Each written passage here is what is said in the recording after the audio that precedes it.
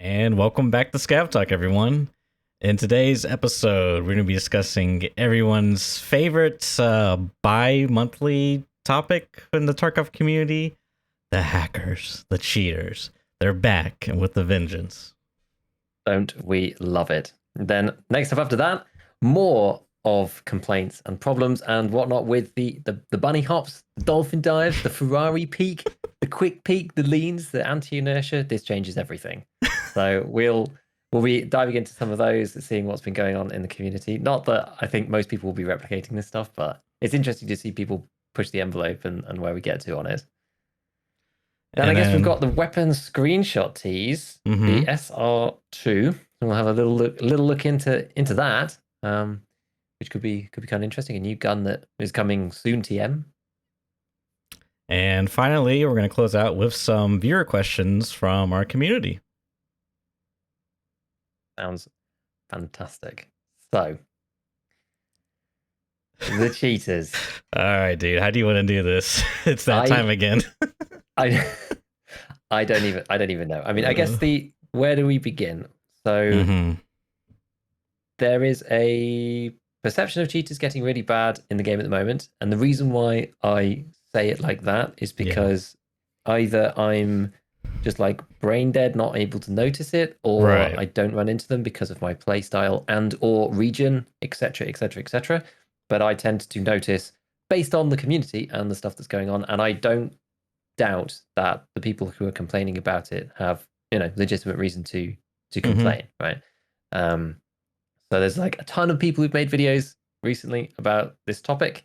One peg in particular making one that was relatively high profile, I think, about the situation and about how it's kind of not been countered well enough, that kind of thing. But there's like a ton of people who are talking about it. It's the biggest topic. It's always bubbling away under the surface, but every now and then, it's like a volcano. It's dormant, and then there's a bit of smoke coming out, and then one day it's just, and the community blows up. And I mean, I'm assuming that those things are correlated with increases in cheater activity. I guess they must be. I mean, it is plausible, I suppose, that it just like happens. There's enough community momentum builds up, and people start thinking about it again more, and then they notice more sus stuff, and then they get more annoyed, and it's kind of like almost its own like propagation. I don't know, but anyway, lots of people are angry. Cheating situation is very bad. I mean, me personally, I have probably had I would say that I've had, so this wipe I've reported one person, maybe two. One person was like kind of obvious-ish, but again, like it does. I don't really know. Like I haven't had it. So I haven't had anybody flying. I haven't had anybody like whizzing along the ground, like a little fish. I haven't had anybody voice me my name. I haven't had anybody like stream snipe me as a streamer when I've been on or anything like that. So the thing is, it really dramatically depends, right, and on who you are. And there's people who are like, I'm being specifically targeted, through to I'm seeing them all the time, through to what do you mean? Like I never see cheaters, so that it must not be an issue, right? Right. Obviously, I'm not of that mindset, but like I'm in that camp of people that just doesn't really see them very often for whatever reason. Now, I have heard that. It usually is the usual stuff that goes around about how, depending on what region you're in and which servers you play on, it can be better or worse. And I mean, as far as I understand it, EU West is a pretty good set of servers. So I play London, Paris, like Spain, all of these servers. Those are my local ones. So it's lowest ping. And with the ping limits and stuff, you can only connect from. I mean, what's it now? They actually increased the ping limit, didn't they? We talked about this before. I think it's 180. I think. Yeah, because it was 150, I think, and then now it's 180. Uploading a YouTube video will still get me kicked out of the game, by the way. That's still enough to increase my latency enough to kick me out, as I found out today. But yeah, I don't know. Like, have you been playing much? Have you actually? Because I know that you were kind of like taking a little break because you were like so busy with work and things. But like, have you played a lot and like seen anything yourself personally? I've only had one instance where I thought it was sussy, not because I was playing with a buddy and we were trying to go to pier on Shoreline, and I was sitting up on the hill next to the gas station looking for shoot over in heaven shots with the AK-101. and he was already like down by the pier, but we were hearing shots go off like crazy down towards like the big blue fence, the construction zone where you spawn next to what is that CCP temporary whatever. And it was like, you know, loud shots too, like an AK or something. And we were just like, what is going on?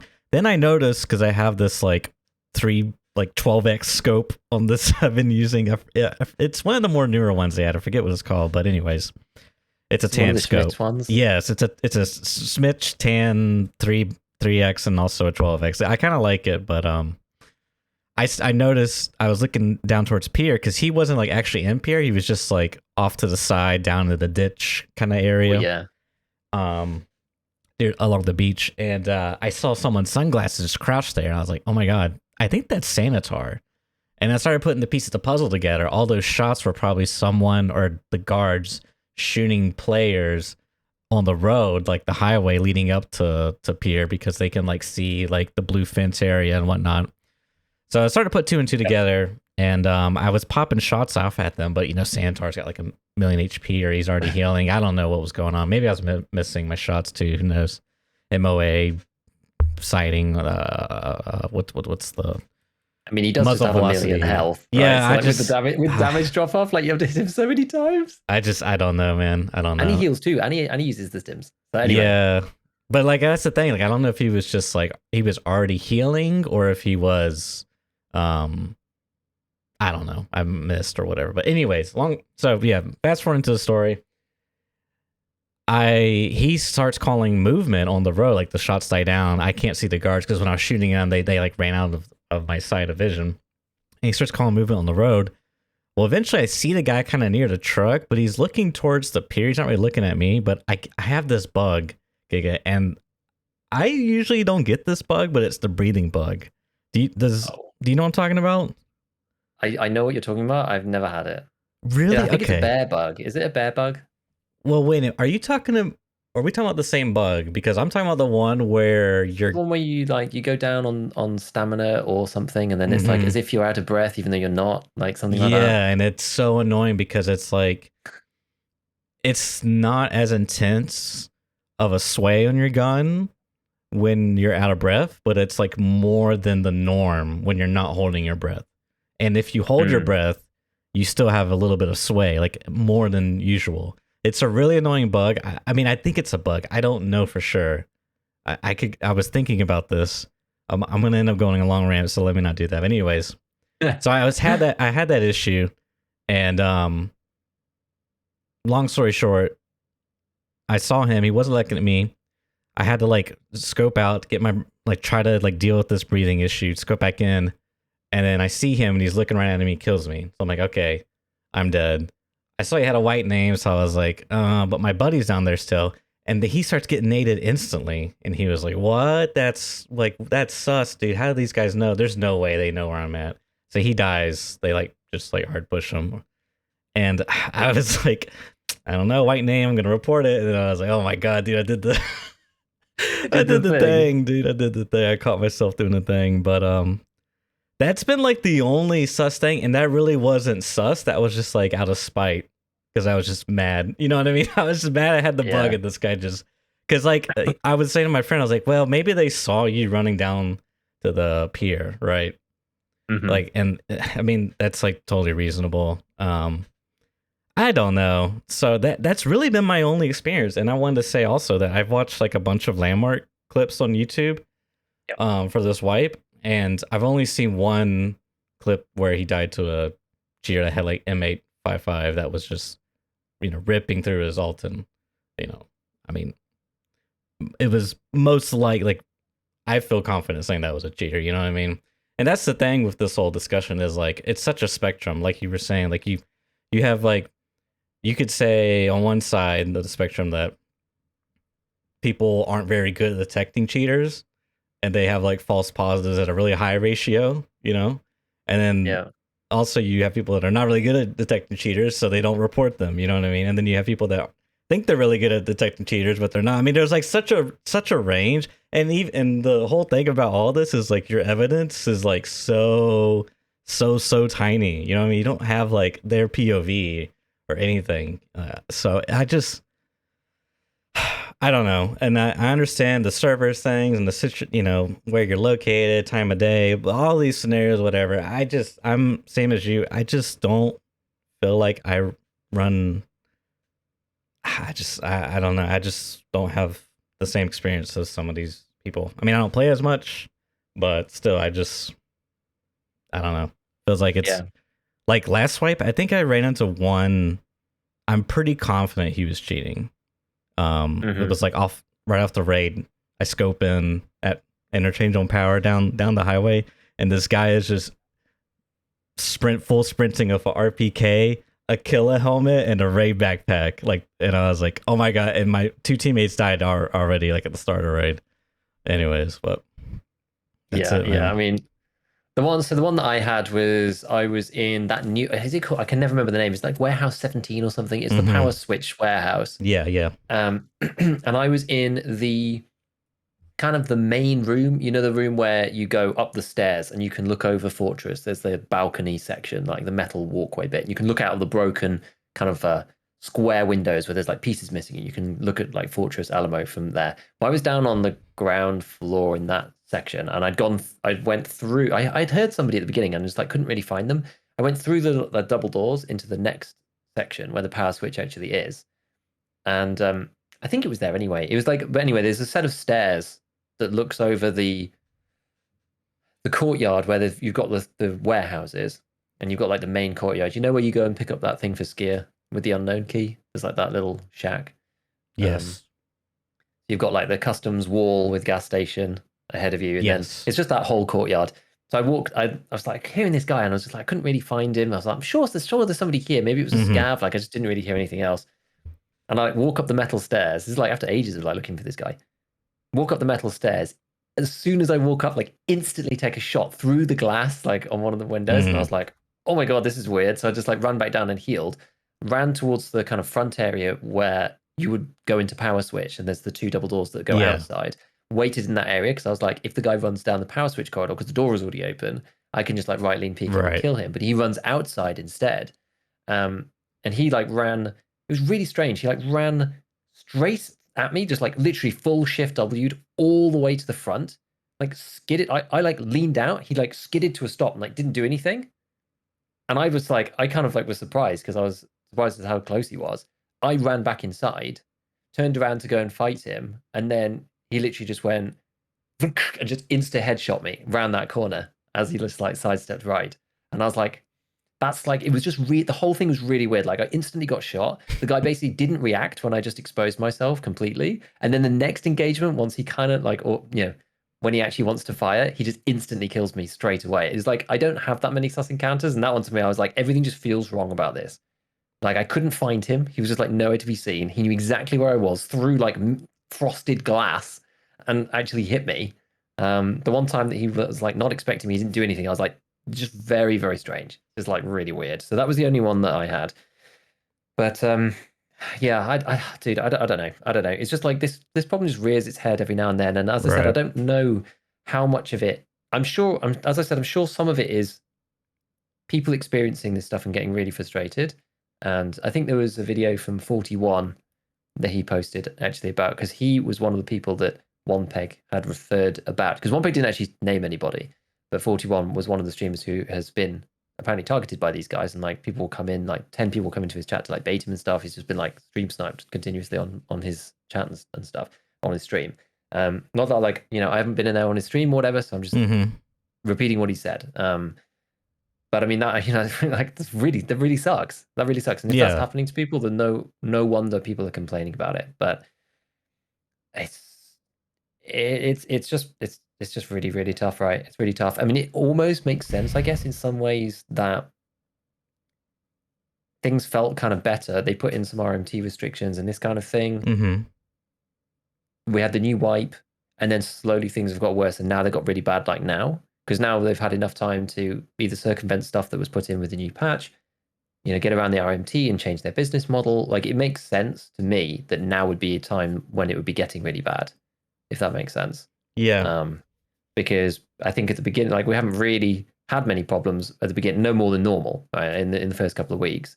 And so now there's been enough time to adapt and overcome. You know, it's the name of the game in Tarkov. Stop. You know, we throw challenges at these cheaters. They accept them and they try to figure out a way around it. Yeah, but I guess it makes sense timing wise, but I don't know.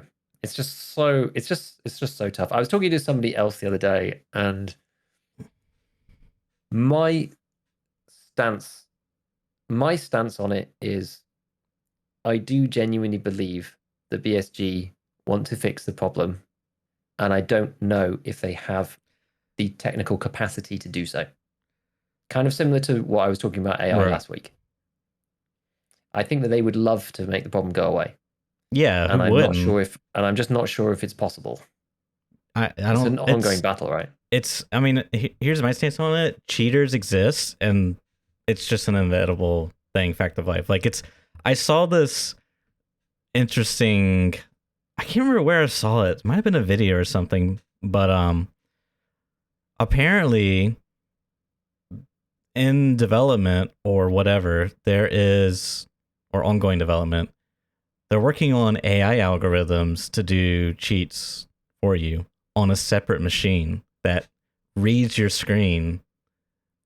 So it's like completely undetectable. So you have a second PC that's like purely for cheating by taking in the monitor input and the data and analyzing it through the AI, which is insane, right? Like, how can you possibly, you can't detect that. That's undetectable. So I don't know. It's just an inevitable thing. And I feel like BSG may not be able to fix the problem, but they could like make it less painful. You know what I mean? Like, for example, I don't even know if I know what you mean. Dude, I'm going to say it. Kill cam. Maybe not literally kill cam, but before I go down that rabbit hole, the first thing they should definitely do is when you report someone, okay, and send me a message and be like, thank you for submitting your report. We will review it, blah, blah, blah, blah. If they get banned, send me a message that says, we reviewed your report and the player, we've confirmed it's cheating. And, that's going to make me feel good. You know what I mean? That's like, oh yeah, fuck that guy. You know what I mean? Instead of like this anonymous thing where you just send it out to the void and it's like, well, I guess BSG will do something. You know what I mean? It's sort of like a psychological thing. Like, but if they really want to like help and not feel so bad, you could have people, there are so many ways they could do this, but I know some people suggested, do things like Overwatch and Counter-Strike and Steam, where you can watch. Basically, it's like this system where, you report a suspicious player you suspect of cheating. Then there's this separate menu thing where people, can watch other people's reports. They watch the timestamp. It's like it like regenerates the entire game session, and you can watch the perspective, and you can be like, this was a good report or this was a bad report. And you can sort of like, I don't know. I think it just helps Valve get them some data, but that's like, me saying, oh yeah, just do this incredibly complex thing and have all these infrastructures built up and, just do what Valve does. It's just kind of like, that's asking a lot. You know what I mean? That's like a pretty big ask, but I think they could do. Yeah, just do what this company that makes probably the most money per employee out of probably one of the top companies on the entire planet for profit per employee or whatever. Yeah. I think they could. Maybe, I don't know. I feel like this would just be a nice feature, and they could even like make it a game mechanic, like in the hideout, like you construct, or maybe it's like an equipable, but you have like a raid cam helmet thing, and you could like after the raid, you could get it back and then like replay the raid session and then see everyone's POV. I mean, now we're like really stretching realism, because how would you get their raid cams? I don't know. I mean, it doesn't really make sense, but maybe it's a drone. Okay, maybe it's a drone thing. You get a drone, and I don't know, whatever.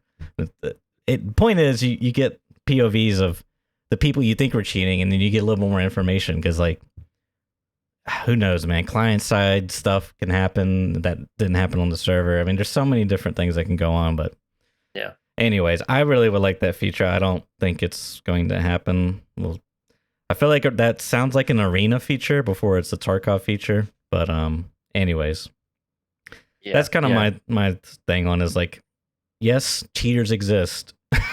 You know what I mean? It's just like Hmm. I don't know what like I'm sorry for the people that experience this more often, especially ones that get targeted, because usually these are, for a lack of a better word, just shitheads trying to Yeah, like basically. just ruin people's day, you know. But that's just how it is. I don't know. It sucks. Yeah. That doesn't even make any sense, right? Because it's like I understand the economic loop of you cheat, you make rubles, you sell the rubles, you get banned, you buy another account. It's a cost of doing business. You just Yeah. continue Yep. on, you know, and you run it as like an enterprise. But like just for like griefing's sake, is just like really like Yeah. I mean, it's it's just crazy. But I mean, it's I guess it shouldn't come as a surprise because yeah, Tarkov lends itself to it because of the way that it works and the ability to just make money. But to see even the fact that you got cheap developers making things for like, you know, beta games that aren't even like released yet and stuff like this. Like people have cheats for like Cycle Frontier and things like in beta. You're like, what? What is going on? Like, does it? yep. Is it really like?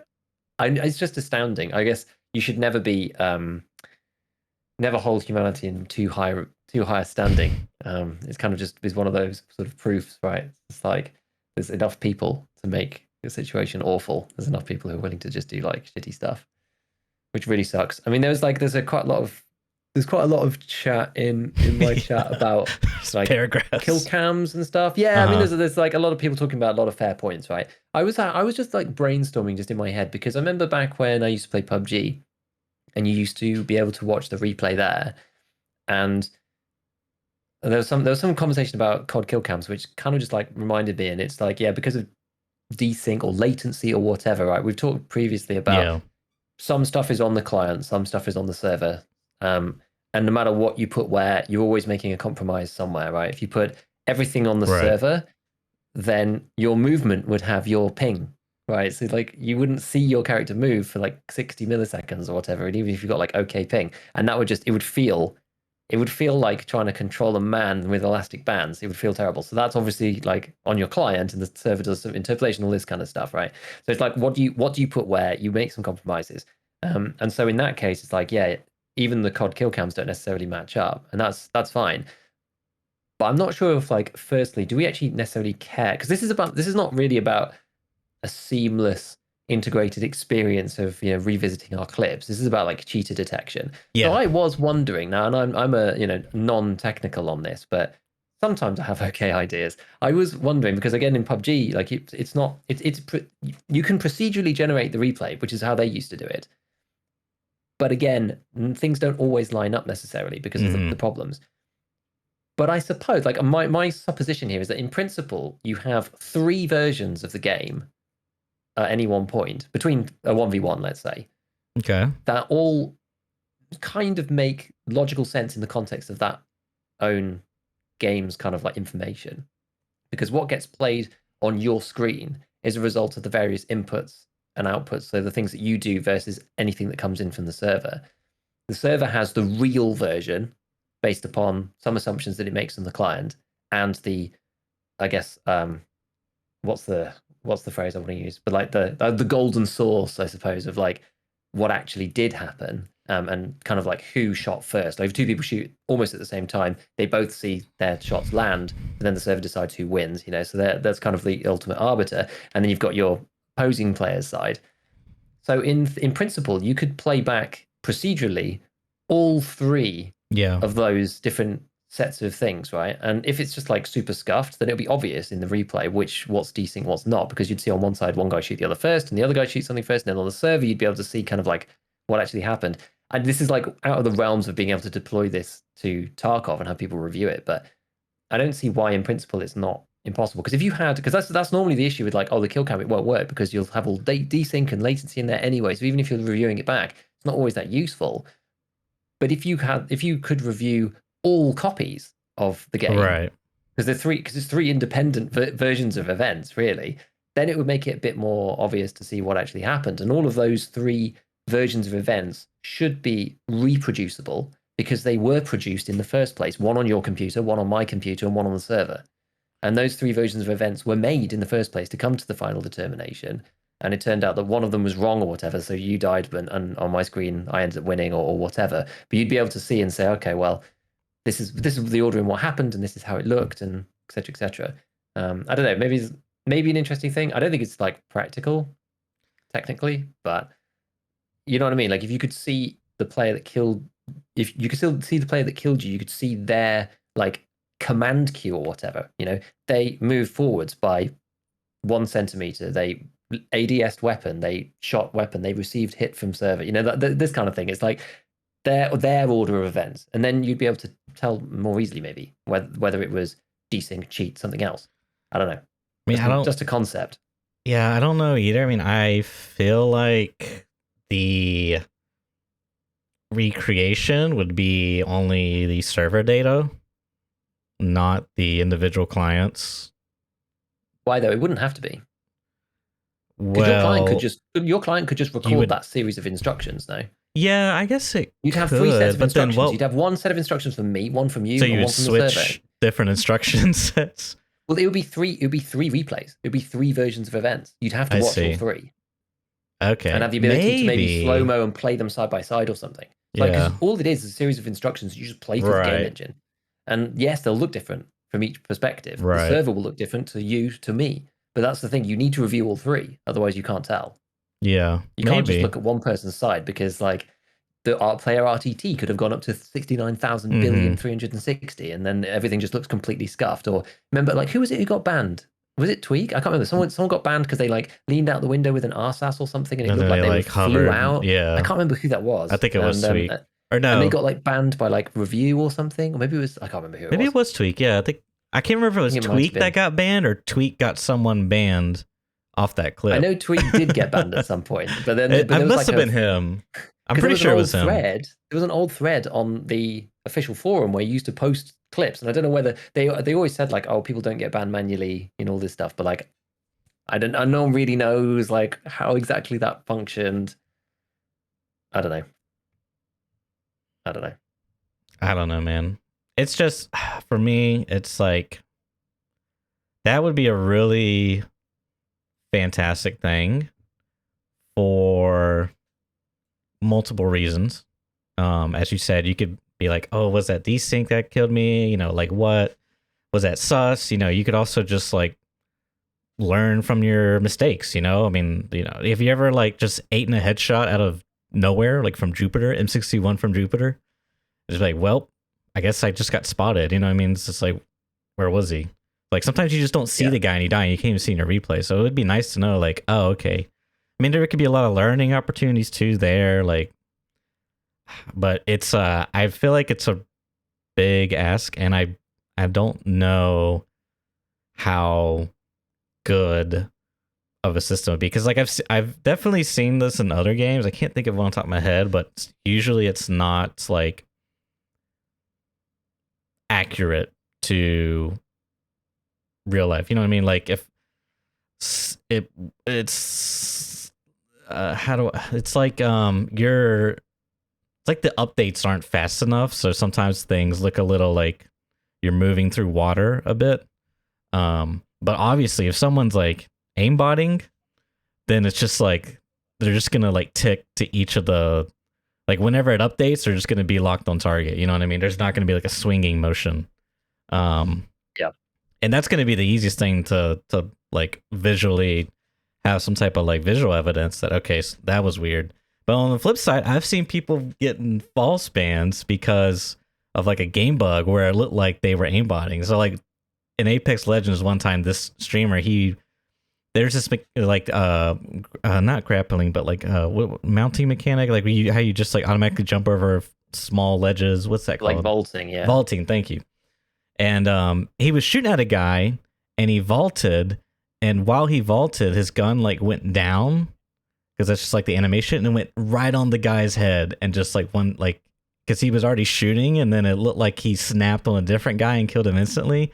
And it, like, if you look at the clip, like, it just looks straight up like he's aimbotting, but like the context really wasn't fully there. You know what I mean? Like, no one really like caught onto that, and he eventually got it appealed, but it was kind of like a crazy little debacle that went on. So I don't know, man. It's just like this topic. I don't mean to like be disrespectful to anyone, or like invalidate people's feelings on the subject. But just for me, it's just like this stuff exists, and it's probably gonna only get worse until it's an arms race, essentially. Yeah, it's an arms race, and I feel like BSG don't have enough soldiers. Yeah, is the thing. Yeah, no, it's tricky. It's tricky. I mean, the only other thing on this topic that like, go on. No, you could go on. If I could just say one more thing, isn't Call of Duty Warzone like actually just like filled with cheaters, or is that just what people like project, and that's not the reality? I don't know, but I swear like the stigma around that game is it has like way more cheaters than Tarkov. Am I wrong? I don't know. I don't play that game. Maybe that was at some point. I mean, again, I don't know. The only thing that I know is occasionally certain tweets float to the front of my feed, and I see like Nick Merckx or someone like complaining about it, right? And I feel like if that is anything to go on, which it probably isn't at all. I haven't seen any of those tweets for a while, and I remember seeing a lot of them about 3 months ago. Do you know what I mean? It's yeah. There was a time in the recent past where everyone was talking about that, and it was appearing on my feed despite me not playing the game, and now I never see any tweets about it. So it's like, if there's anything in that, then maybe it's got better. I don't know, but I do remember hearing that it was plagued with cheaters at one point, and then lots of people were saying, "Oh, it's plagued with cheaters," and other games are plagued with cheaters. And I mean, it's a very difficult thing because FPS is kind of on its own. Like, remove the Tarkoviness of it. Yeah, FPS on its own is very cheatable. Yeah. Like mouse skills, headshots, whatever. If you have any way of passing the information and clicking on people's heads, you basically just automatically win. Like, it's a lot harder to make cheats for like Dota 2 or like real-time strategy or like RPG games or whatever. Like, you can make like certain macros and things that do stuff. Like, I've seen, what have I seen? The only one I ever really saw in Dota was kind of like instant pressing abilities when there was like people blink next to them and that kind of stuff. Like, that's never going to fix your skill issue, though. This is the thing. Right. Because that's the thing in FPS. Like, first and foremost, it's your ability to click heads, and so if you can replicate that with a PC very easily, and that's the problem. Yeah, that's like what I love about FPS is like it's a combination of like mechanical skill and like strategy, like and I don't want to like diminish from like Dota 2's example, but like I feel like Dota 2 there's like so much more strategic. There's like such a big emphasis on strategy more so than mechanical skill. That's probably not super accurate, but I don't know, something about FPS like as like a preserving, like my fear is like cheats are going to be like so prevalent and so rampant that like you just kill the FPS genre. Just like technology is just like over like completely demolish the FPS as an art form or some crazy thing like that. Yeah, exactly. It's like you can only the only thing you see is people playing like scrims or like on LAN with like other pros or whatever, and that's it. That's the only thing you see because like all online multiplayer has just been completely destroyed. It just becomes a hacking competition. Who's got the better hacks? That's like the darkest timeline. Well, you know what? Like it's like there are some. This is a complete tangent, but there are some interesting. Right. There are some interesting things which aren't like they're not hacking, but they're like in the AI genre or whatever, which is about exactly that. It's getting computers to play video games against other PCs, and there's like tournaments for that kind of thing, which is cool. Interesting. Yeah, it is interesting because that's a completely different field, and when that's the domain, it's actually quite an interesting thing. Yeah. To witness. Like I remember, I saw there was the original. I can't remember what it's called now, but there was that AI program that they were trying to get to work in Dota 2. Actually, OpenAI. OpenAI, that's the one. I don't know where it got to now, but like I saw the first iteration. It's not something I follow closely, but the first iteration was like really good for its very, very specific thing. Just from running a billion simulations with like a neural net setup, and it played Shadow Fiend like an absolute beast in mid with no items. You could only play Shadow Fiend against it. Like it's just it was like very, very specific, and that was the first one. I think it got better than that. But you need to go watch the one where they got like a bigger hero pool and they got 5v5 working, and they took like some B tier players to play against them, and dude, it was like so cool, man. I mean, it's such a cool topic too because they have to like give them a reaction time to make them like sort of fair, like human, you know. Otherwise, it just like instantly casts stuff like insane human reactions. But yeah, you gotta That's check funny that because out. it's like, you know, you're saying about how it's like more strategy over mechanics, and it is. But like, if you can perfectly land like every shot from certain heroes and things, it can be like super OP just on its own. Yeah. So there is that. But anyway, that's kind of, you know, completely different thing to what we're talking about here. But dude, yeah, what were we, what was I going to move on to? Oh yeah, about the same topic. Yeah, I mean, the only other thing about this, which I think is like more community based as well, rather than just like about the cheating topic in particular, is sometimes the BSG response is a bit strange. Like some people had spoken to me recently about certain videos getting taken down, which I was like, oh, okay, here we go again. Like, this is not really ideal because there's so many people talking about it. I kind of get it. Like, I think the stance is if you show any like cheated discords or any like cheating gameplay in the videos, then BSG will remove them, I think. That seems to be broadly speaking the philosophy. Speaking, But it seems only if it comes to their attention, right? Because I don't know who exactly does that. Probably the community managers. I'm not sure. I think there is a bit of an exception for certain people because I know EUL Gaming had a video, I think a couple of months ago, and I think it's still up, but I think they did have some back and forth with BSG on that, if I'm not mistaken. I'm trying to see if it's still up, but sorry, continue. Yeah, exactly. So, but I think it's only the ones that really get traction. So, like, yeah, I know. As Chad's saying, there's whole videos of just playing with cheats, but they're probably from like really small subscriber accounts and stuff. So they don't really float to the surface. They probably don't get that many views. The target usually seems to be people with, you know, medium-sized to bigger audiences. And I know that there's also, I think One Peg said in his video, he was just like, I will probably be asked to remove this.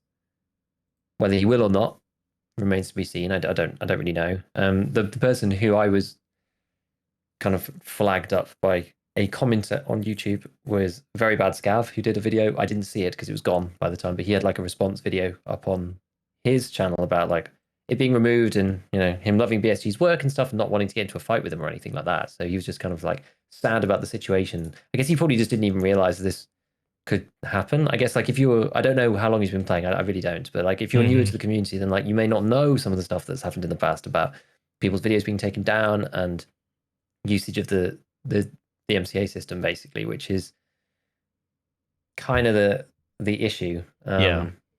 Because I think like basically from watching his video, he was confused as to why his video had been removed, why there were lots of other videos up of that type, and why it could be removed on like the basis of copyright, which seems to be most of it, I think. But I think the point that like some people don't seem to realize necessarily when they make these videos, or just understand when they're doing it, is that if you include any content of Escape from Tarkov footage in any of the videos that you make, you technically have the ability to well, technically you provide BSG with the ability to launch a copyright claim against those videos to remove from the platform, and they are well within their right to do so. Not saying that they should, because I don't think they should, because personally, I just think it brings bad publicity to them more so than the damage that it brings from the content. Because if people want to see the content, they can in a million places. So I don't think it really makes sense. But it's the way that the system works on YouTube is like omega in favor of the claimant. Yes. And we saw this precise problem happen with Pesterly, right? With his 12 days of Christmas Tarkov video. People can just like claim random stuff. Like, and this is the thing. People can claim random stuff and take videos down. Right? BSG actually own the IP that you're showing on the screen. So they can they have a it's totally legal for them for ask to remove that content. And in theory, they could overnight ask YouTube to take down the entirety of every video ever created on Escape from Tarkov, and they would be within their legal right to do so, which is kind of scary. But yes, it is. But yeah, so I don't know. I think that's maybe a misunderstanding that some people have about like the way that works, and so that's why OnePeg's video is quite clever, because it's just him talking, which means that it can't be legally taken down for copyright because he doesn't include any BSG intellectual property within the video. He's just kind of talking about it, which I don't think that counts. I don't think that you counts can do that either. because someone's referencing it in like, you know, in a commentary. I don't think that counts. So on that basis, it's kind of clever. But anyway, I just think it's something to bring up. I think. I mean, yeah, I can see why it might be thought of as a good idea to take this stuff down, or to launch these kind of claims, or to ask creators to take certain. Well, videos expand down. upon that. Why? Because like you normally see on Twitter, right? When anybody talks about cheating ever, you have one side being like, it's rife, creators should talk about it. And on the other side, people say no one should talk about it because it just incentivizes people to go and get cheats, right? BSG is on that side of the argument. The more people talk about it, the more you showcase cheater discords, the more you make people think that everyone's doing it, the more that everybody talks about it, the more people think it's the only way to win and that everybody's doing it, so it incentivizes more people to go and do it. Could you also say it's bad, like, publicity in a way? Like or bad publicity and bad for their sales as well, right? It is, because if people think that the game's rife for cheaters, the new players aren't going to play too. So it's bad for what they're trying to do as a business, which, I mean, they're a business. They have to think about that stuff too. Like, I don't blame them for thinking that way. But again, that's one of the reasons why I think that that they're trying to get rid of the problem. I don't think that I definitely don't subscribe to the argument that, you know, they make more money off sales, blah, blah, blah, because, you know, that argument's gone around a million times. People say, you know, a lot of the time the stuff's used stolen credit cards, whatever. They don't always necessarily see the money, and like the reputational damage is like way higher than any incremental revenue. Right? If Nikita wanted to milk Tarkov for all it was worth, he could very, very easily. And we've talked before about cosmetics, about subscription models, about all this stuff. They don't do many other ways to do it more efficiently. Many other ways you could do it. It'd be easier, and more people would like it, rather than having hackers just all over the place. Right? It's not the way. This is not the way to do it. It doesn't make sense. So I can understand from their perspective how they got into that point, or into that viewpoint, but I just don't think it's a good look. I don't think it's a good look either. I just don't think it's a good look, and I don't think it's a good look asking people to take stuff down too, because eventually someone's going to talk about it, right? OnePeg talked about he's been asked in the past to take stuff down. I know he's been asked to take stuff down previously because he said about like data mining, even, you know, releasing stuff about data mining. We know Logical Solutions had his account banned for like sharing information about data mining, whereas it's all this kind of thing.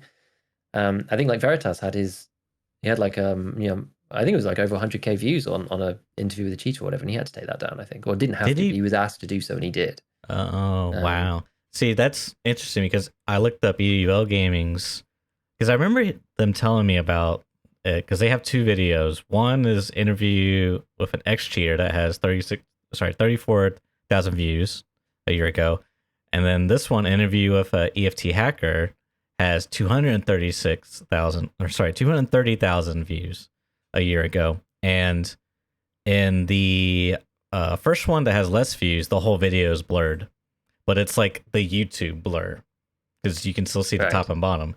And this is the interesting part, is like, you know, I can understand BSG wanting to, like, it's really weird. Like, I don't know. It's like, I understand people's curiosity to want to see like what cheats look like. You know what I mean? I get that. I mean, I've dabbled in it myself. Not in Tarkov. Oh, church outed. Yeah. Oh God, I'm kidding. Don't take me down, BSG. I'm kidding. No. But yeah, I mean, when I was younger, I looked it up, and it, you know, it was natural. I think it's just like you're naturally curious. But I can see why they may not like people showing like raw footage of cheats. You know what I mean? Like and it's interesting too, because EUL's higher view one has cheat footage for like the first 3 minutes, and then it's all blurred. So I don't know, because I'm pretty sure they did get, maybe they like were asked to taking it down, and they like compromised with a blur. But anyways, it's an interview with two of them. But that's the thing. It's like, I mean, I swear to God, you show a YouTube Tarkov thumbnail that has like any. I mean, this video is probably gonna have a Tarkov thumbnail with a character model and like a little box around his head, little stick figure arms, and like numbers on the side, and like hackers. I swear to God, if you do that, your video just gets insane amount of views. It doesn't even have to like have anything. This like I don't. People are just like fascinated with it. You know what I mean? Like it's an obsession. I don't know. Like I don't know what it is, but I don't know how we got here with that rabbit hole I fell down. But yeah, no, we were just talking about taking down stuff. That's really the main thing. Just taking down certain content, and it's just like I just don't think it should be the community versus BSG in that sense. I just don't feel like we're on the same side when that kind of stuff's happening. And it's like when we're in this situation like we're in now, like there's so much about. I mean, I'd rather it if people didn't talk about it as much, to be honest, because it's like, well, do I? But this is the thing. People say, oh, but we need to put pressure on BSG to like do something about it. It's just like, I'm sure they already are. I don't think they need the whole community to just explode like a volcano. Yeah, right? Like Nikita is like pained when everyone talks about it on the podcast and stuff. Like he's pained about it. I'm sure he knows. I'm sure they're trying to do what they can. Like it's really hard to solve. Yeah, it's really hard to solve, and just like pile driving into them like en masse as a community. I don't think that's the right way either. I mean, because that's a really dangerous road too. Because you could be like, BSG's not doing anything. Well, I'm gonna make them do something. Here's this website where you can go download free cheats, guys. I'm not cheating. I'm just pushing BSG to do something about it. You know what I mean? There's like a really you take the argument to the logical extreme. Yeah. Because that's the same thing that happens with like game breaking bugs. It's like there's this game breaking bug. They need to fix this. I'm gonna make a video about it. I'm not referencing anything. I'm just speaking broadly. Like I remember Apex Legends. They did they had like a blog post about some like server stuff, because a lot of people complain about like netcode, believe it or not. Who would have guessed in 2022 netcode was a subject in video games? But one of the things they were talking about too was like how people like find the bug or exploit and it becomes this big topic. It's like blown way up and it like spreads like wildfire, and then like only thing that does to developers is like put them on like crunch time and just like completely screw up their whole processing system. Like it doesn't really like you think you're doing good in a way, but you're really just hurting everyone involved. I don't know. It's and I'm not saying you shouldn't talk about it, but I think there's a way to talk about it. I agree. The only important thing, the only thing that really matters is when people feel that the cheating situation is getting worse, they have a way of finding out from the community in a way that is actually sensible, whether that's more reports. Because like, think about it from BSG's perspective, right? You just like close your eyes to the community stuff or whatever, because like they're not necessarily, they're not certain things, they're just not plugged into the way that we are as content creators. They're just not on it in the same way, right? They're busy doing their day jobs and stuff. So it's like, if you're BSG, like how do you see that there's more problems? Like, yes, the community blowing up is one obvious one, but it's not necessarily the most constructive way. Like mass increase in number of reports, maybe, I suppose. You say like, well, usually we get this, and then afterwards we get this. It's like that's the only thing that really matters, is like, do BSG know that people think the problem is getting worse? Because if your cheat detection system isn't up to scratch, you won't see the problem as it gets bigger. It might even look like it's getting better, because the cheats that you do know about, people stop using, and the ones that you don't know about are increasing in popularity. So it might actually look like the problem's getting solved, because you're not detecting anybody, because they're already again. So you need some way of like tapping into that community. And I think the report system is a good idea, but as you were saying, like, I guess people maybe on average people report more or whatever. Like, I mean, supposedly, I don't know. Nikita said that your reports have weights. Like if you, I guess he implied that if you like do a lot of bad reporting, then your report weights is a lot less than someone does good reporting. But yeah, I don't know. don't know what he meant by that or if that's even a real thing. I mean, I guess it makes sense, right? If someone Right. puts in 50 reports per week and one person puts in 3, then I suppose those, like, you would assume that those 3 are probably more clear cut, but they're equally as likely to be wrong. They're just, Well, the person reports less, but they're in situations where it's desync or whatever. Like, you just don't know. yeah, and You just know. and if the guy that reported 3 times got a 33% accuracy rating versus the guy that reported 50 times got a 10% accuracy rating, you know, you would like give some type of like reporting social credit score to to the guy with 33%, hypothetically speaking. I guess if you could figure it out in that way, like, oh, this person did get banned, so yeah, and that gets credited to your account. Like, if they were doing it in that systematic a way, Yeah. then yeah, that kind of makes sense. But yeah, like, I don't report a lot, right? And I Right. reported, I was just like, I just have to because it feels weird. I reported the dudes in the pistol guys from Interchange, right? And they weren't hacking at all because I went back to go and look at their screen view, and the dude was just above me and shot me in the back of the head. But at the time on stream, you know, I was like busy doing whatever and like didn't read the post raid screen properly, and I didn't read it in enough detail. And I was just like, well, you know, if in doubt, you should always click the button because it like adds more information. If you're like if you're reporting, like, reporting everybody is not helpful. Reporting nobody is not helpful. So you should report like a medium number because you're going to capture some subset of the sus stuff. Yeah. So I don't know. But yeah, I mean, like, some of the other weird stuff is. Sorry, I cut you off, but No, let you're me just good. say this Go first. ahead. Like, some of the other weird stuff that I've seen around on the interwebs, though, has been about cheaters doing cheaty things, which is quite sneaky to allow them to. I'm assuming this is RMT people because this is kind of like smacks of RMT stuff, which allows them to disable you to then just continue on as if they didn't have any players in the raid or whatever. But then they don't kill you, so they don't get any reports either. Such as the like multiple infinite flashbang thing, which I've seen a couple of screenshots of where you've got like 20 flashbang like bursts on their screen and just like flashbang everybody, because then you can't kill them. They won't kill you. They just want the loot. They just want to leave and then make as much money as possible.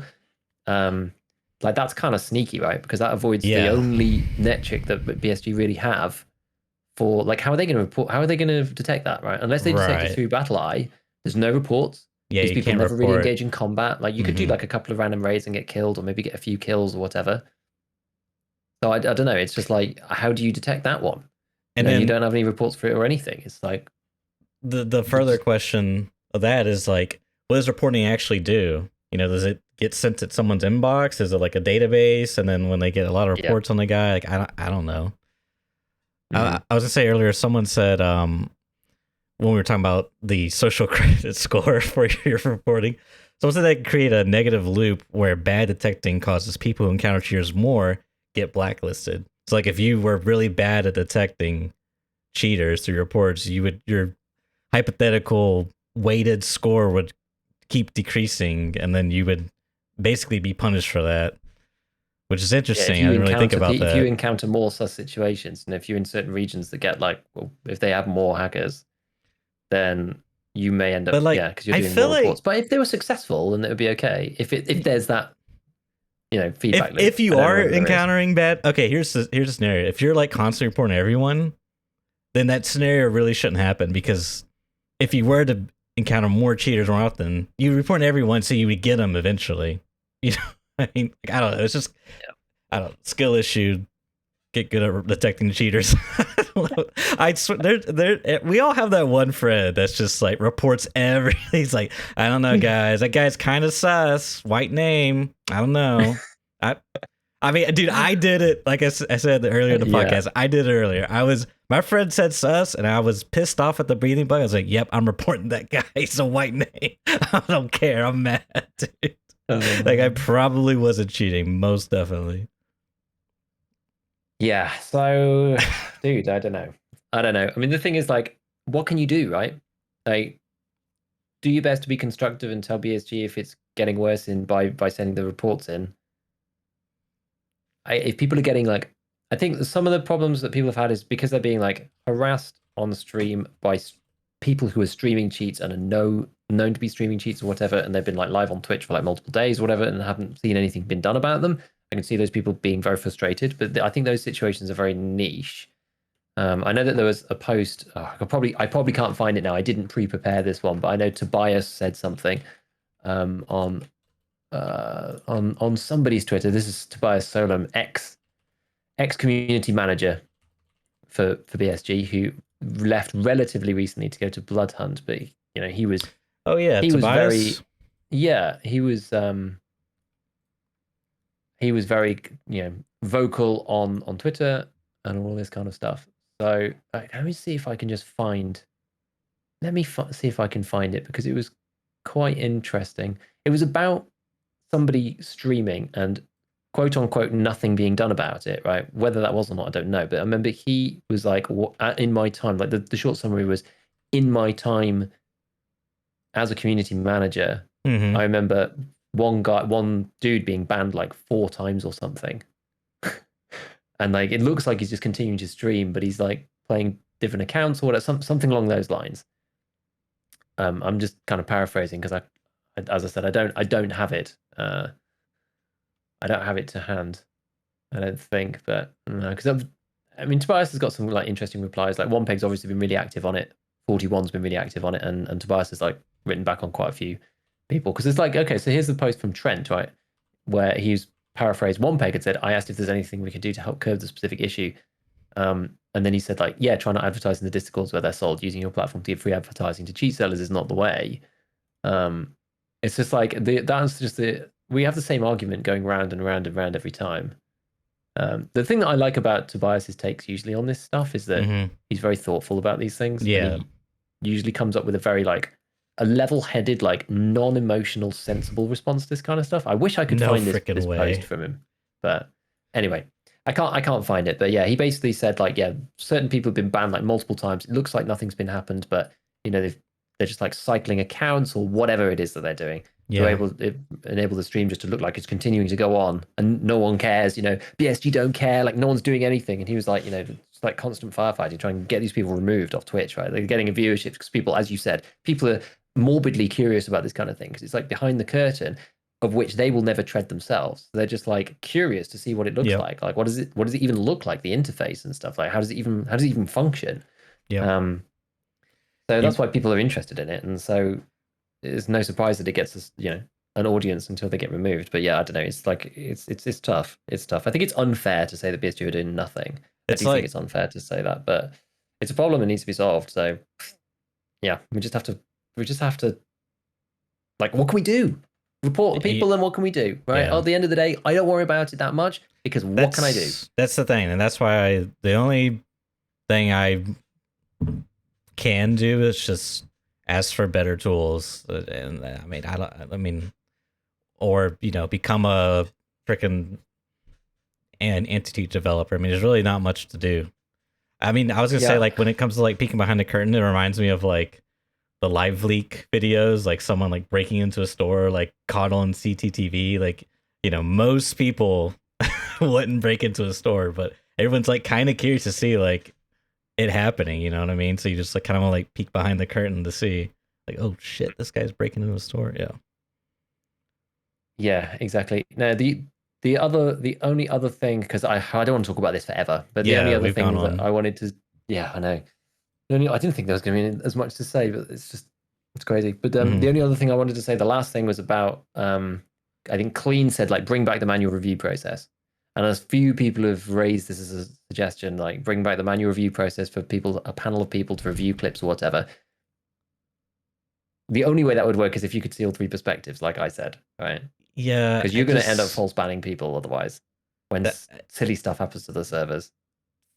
manual bans. It's inedible for false positives. And it's too much work, It's right? yeah. I mean There's too now many people.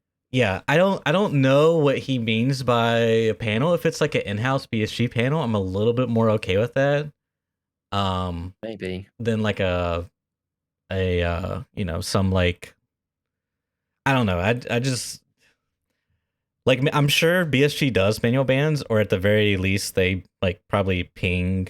They probably have like a Slack channel and they ping BattleEye and like, hey, this guy's hacking on Twitch. Like, can we do something about it? I wouldn't be surprised, but um, yeah, I don't know. It's yeah, I'm not crazy about manual reviews.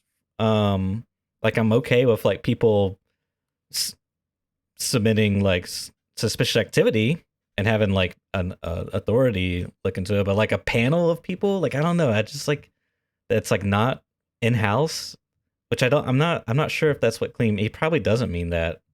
I don't know. You have been found wanting by the Council of Tarkov. Be gone from this community. Yeah, I don't know. It's tough, man. Like I said, false positives are a thing. It's unfortunate. It's like you got to pick your poison, man. So, anyways, I think we've beat this horse I'm to death. done on this topic. I just So I don't even want to talk about it anymore. I'm bored. Moving on. Speaking of cheating, bunny hopping, dolphin diving, Ferrari peak, more inertia free move. Wait, no. What's the phrase? This changes everything. Movement hacks 2022. Yeah, yeah, like inertia is a joke. I'm running around in no inertia? Question mark. Yeah. Yeah, there do seem to be. There's been a whole, and this is an easier topic for me because it's more kind of like it's all in-game stuff, right? It's based on the mechanics in game, and you can argue about what is or isn't intended. But I think it's important for people to find these things because people will eventually, ultimately. Yep. And it's even more important in Tarkov because it's a beta, right? So no one should really care about you're winning, losing, whatever. It all gets wiped anyway. So let's find out these problems sooner rather than later. But I think Big Easy's back at it, and a few other people making some funny videos. His was the first one that I saw actually, the bunny hop one where he was in the reserve underground and he does like the jump and goes like, sprays the guy down. I was like, what is this? This is insane. Yeah. So that was like pretty funny. And then since then I've seen a few others appear. And there's a couple of guides as well, and I know those have got kind of those have got mixed reception, depending on where you stand on it, whether you think that people should be showcasing these as like mechanics, even though they're probably unintended, but you end up going down the rabbit hole of like whether the onus is on the player or on the devs and what kind of glitches, the player has the responsibility for not using, and it's not necessarily that clear cut, I don't think. Like I also think it's not super. It's like it's onto the player, right? But it's onto on the devs, I think. But like things like being able to see through walls by leaning through and stuff like that, right? It's like some of those situations feel kind of obvious that you probably don't want to be doing that kind of thing. But it's the impact of the exploit. How severe is this? Is this gonna like completely like if there was a bug for duping items and it just got spread like wildfire, like that would just completely ruin the wipe economy, right? Like probably wouldn't want to share that. I mean, it's probably not a good idea. I wouldn't be surprised if BSG took down your videos on YouTube, but I feel like it's not that severe. I'm not saying it makes it okay and that it should be in the game because it's not severe. I'm just saying to adding to that point you were making there. Yeah, exactly. So the bunny, I don't know, have you tried any of these? I'm actually not bothered. I can't even really be bothered to try them. I'm kind of in the same boat. I was messing around with the Ferrari peak because I was curious because I had it happen to me a couple times on accident. I don't really understand why, but there's some... Okay. It has to do with smooth leaning and sidestepping, I believe. At least for me, from what I found, I managed to get it down. I had to change a couple of my keybinds, and I don't think I can do it with my old keybinds, which I'm using. So I probably won't be doing this unless I can figure out how to do it with the old keybinds. But anyways, you like slow lean, and then if you like have it set up to where your sidestep is press and not like continuous, because mine's on continuous. Like you have to hold it, and once you release, then it undoes it. You can you basically start a side lean in the opposite direction, like a smooth lean in the opposite direction, so like left, and then you tap. I think you release, tap the sidestep to the right, release instantly. No, I think you hold. Okay, sorry, I messed this up. You hold the smooth lean to the left, then you tap the sidestep to the right, and then you let go of the smooth lean, and you'll do like an basically instant right side peek. Essentially, it doesn't give you all the way there because you still got a few inputs of the smooth lean left. So you do like this really quick right peak, and then you start to slowly lean left a bit. So you don't get all the way out, but you get really fast, and you can spam it too. I was messing around. I put a video up in the ScavTalk theory crafting Discord channel just to troll someone. But yeah, it was. It seems pretty good. It's like you said, it's just a little too much for me to like. It's probably gonna get patched here in like a couple months, maybe next swipe. So I'm not too worried about it. But the bunny hop stuff, the dolphin diving stuff, I just think that's hilarious, dude. I think that's absolutely hilarious. Yeah, I think it's funny. I don't think it's necessarily like game breaking. Only a very small minority of the people are going to do it. I watched Rengar's video on it, which is the one that I was referring to, with people being like, kind of torn about it. But as he said in that video, right, unless you do it perfectly, you're just going to end up like stood in the middle of the corridor and die. So you have to like, it's kind of again, it's a skill issue, but it's not something that I'm probably going to be practicing and doing all the time. But it's quite funny to be able to see people do that bounce across the corridor. And a lot of this stuff though all comes back to this what we talked about a while back, when Jesse did the interview with the Chads, where they all said left side lean, swapping shoulders is critical for the game. A lot of this stuff, I mean, that's one of the biggest points that he made in his vid actually, was like it's a way to, rather than just doing the sprint look, you can cross over and get the right hand peek over a corridor or something without, especially on like slightly wider corridors where you can't just like sprint bunny hop or whatever. It gives you that extra jump to be able to get across the other side, so you can then right lean peek. So people just like won't bother doing a lot of this stuff if they can left lean peek out with in their other shoulder instead. I feel a lot of it's all because it's still all right peak behavior, right? Yeah, but it is quite funny because he showcases the one where you run, you do the bunny hop and you turn, and then you jump and you get the extra momentum. It's like when you do the double jump normally forwards. It's the same thing, but you're just looking sideways. It's nothing that complicated, but I guess with the inertia changes, it's kind of amped it up a little bit. But then the funnier one is the jump out, but then you get the double jump. You can go backwards. You can go back the way that you came, and you can go and then immediately like jump off the floor and bounce back around the corner. So you're just hidden again, which is kind of nuts. Like, I'm not sure how powerful it is, but that one looks really strong to me, dude. I think one thing is it just like messes up people because they're not expecting to have to target you that way, right? Exactly. That's the thing, right? Because you normally when you're tracking something, this one can make some of the like AI fighting really hard because they'll just like instantly sprint around. And that's essentially what's happening here. You're instantly changing your direction. It's like the old AD strafe meta. But not only that, they're jumping, so they're in an arc. So you'd have to anticipate. This is the thing. It's a 50-50. Is he gonna really? There's a lot of scenarios, but is he gonna continue arcing the same path, or is he gonna arc back to the opposite direction? And it's an instant transition. So to me, it seems really strong. And like when you compound with like max strength, you get like the extra jump height. So you get extra air time, so you can shoot more bullets in the air if your laser on or flashlight or whatever. Like it, honestly, that part looked really strong, and all these movement hacks, inertia, no inertia. Sorry, I hit my mic, and all the other stuff. I think what's gonna happen is like 3 months from now, if it isn't fixed, everyone's gonna be doing this stuff. It's gonna be like skill issue, get good at the game, low what. And the dolphin dive one, someone said in chat earlier that it's really annoying, and that one I do think is pretty. Yeah, they're all pretty bad, but the thing with that one, people are saying, because I think your hitbox gets completely scuffed, is what I've seen people say. I don't know how true that is, but because you do this weird animation. Like, to explain it briefly, one pig has a video on this if you haven't seen it, which is pretty good. I saw it where he explains the bunny hop and dolphin diving. But the dolphin diving one, you do something like you sprint, you jump as soon as you jump, because basically how it seems like they brought back the bunny hopping, where you could jump off your left foot to get like an extra movement speed boost in the air, if you will. But anyways, so you do that, you jump, and as soon as you jump, you hit prone, and your character, like your little character on the bottom left, your stance will actually go prone, but you'll be like dolphin diving in midair. And then while that's happening, while you're in air dolphin diving,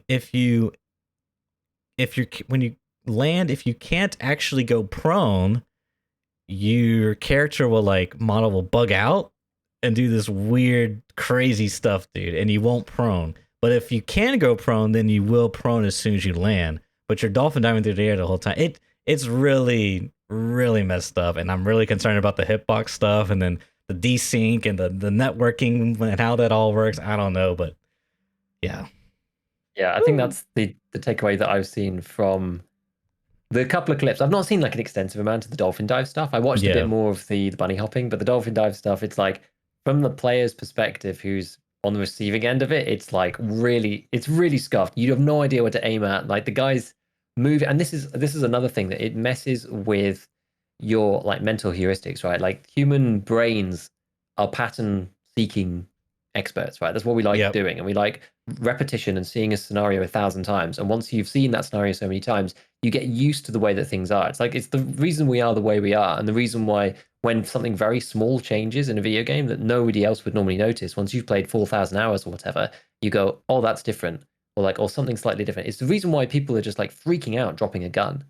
You know, they drop a gun on the floor and there's a new sound, and it's just like everybody's just like, crapping themselves because it's like a normal player would just be like someone who's getting into the game. Oh, the weapon sound, okay, cool. But like because you're not expecting it and then it happens, that's what messes people up. And so this is like defying everybody's expectation. No one's expecting the guy to suddenly like almost fly horizontally through the air and like bug out on the floor. It's just like because of that, it makes your brain like stop for a second, and by that point you're dead because your brain's trying to figure out this like new situation that doesn't fit into the pattern of before. It's like the classic we're going to go off on like psychology now. This is like the classic pickpocket thing of where they like it's kind of the same. They come up to you in the street and they like ask you for the time, and they ask you for something so like super normal, and because you're like paying attention to that, they like they've taken stuff before you even like notice because your brain's like preoccupied or whatever. I guess it's not really the same thing. Maybe that was a bad analogy. Maybe that was a terrible analogy. In fact, it kind of works. It kind of works. You sort of see where I'm coming from a little bit, because you're trying to you're trying to deal with. So that's kind of I guess that's the opposite way around. It's like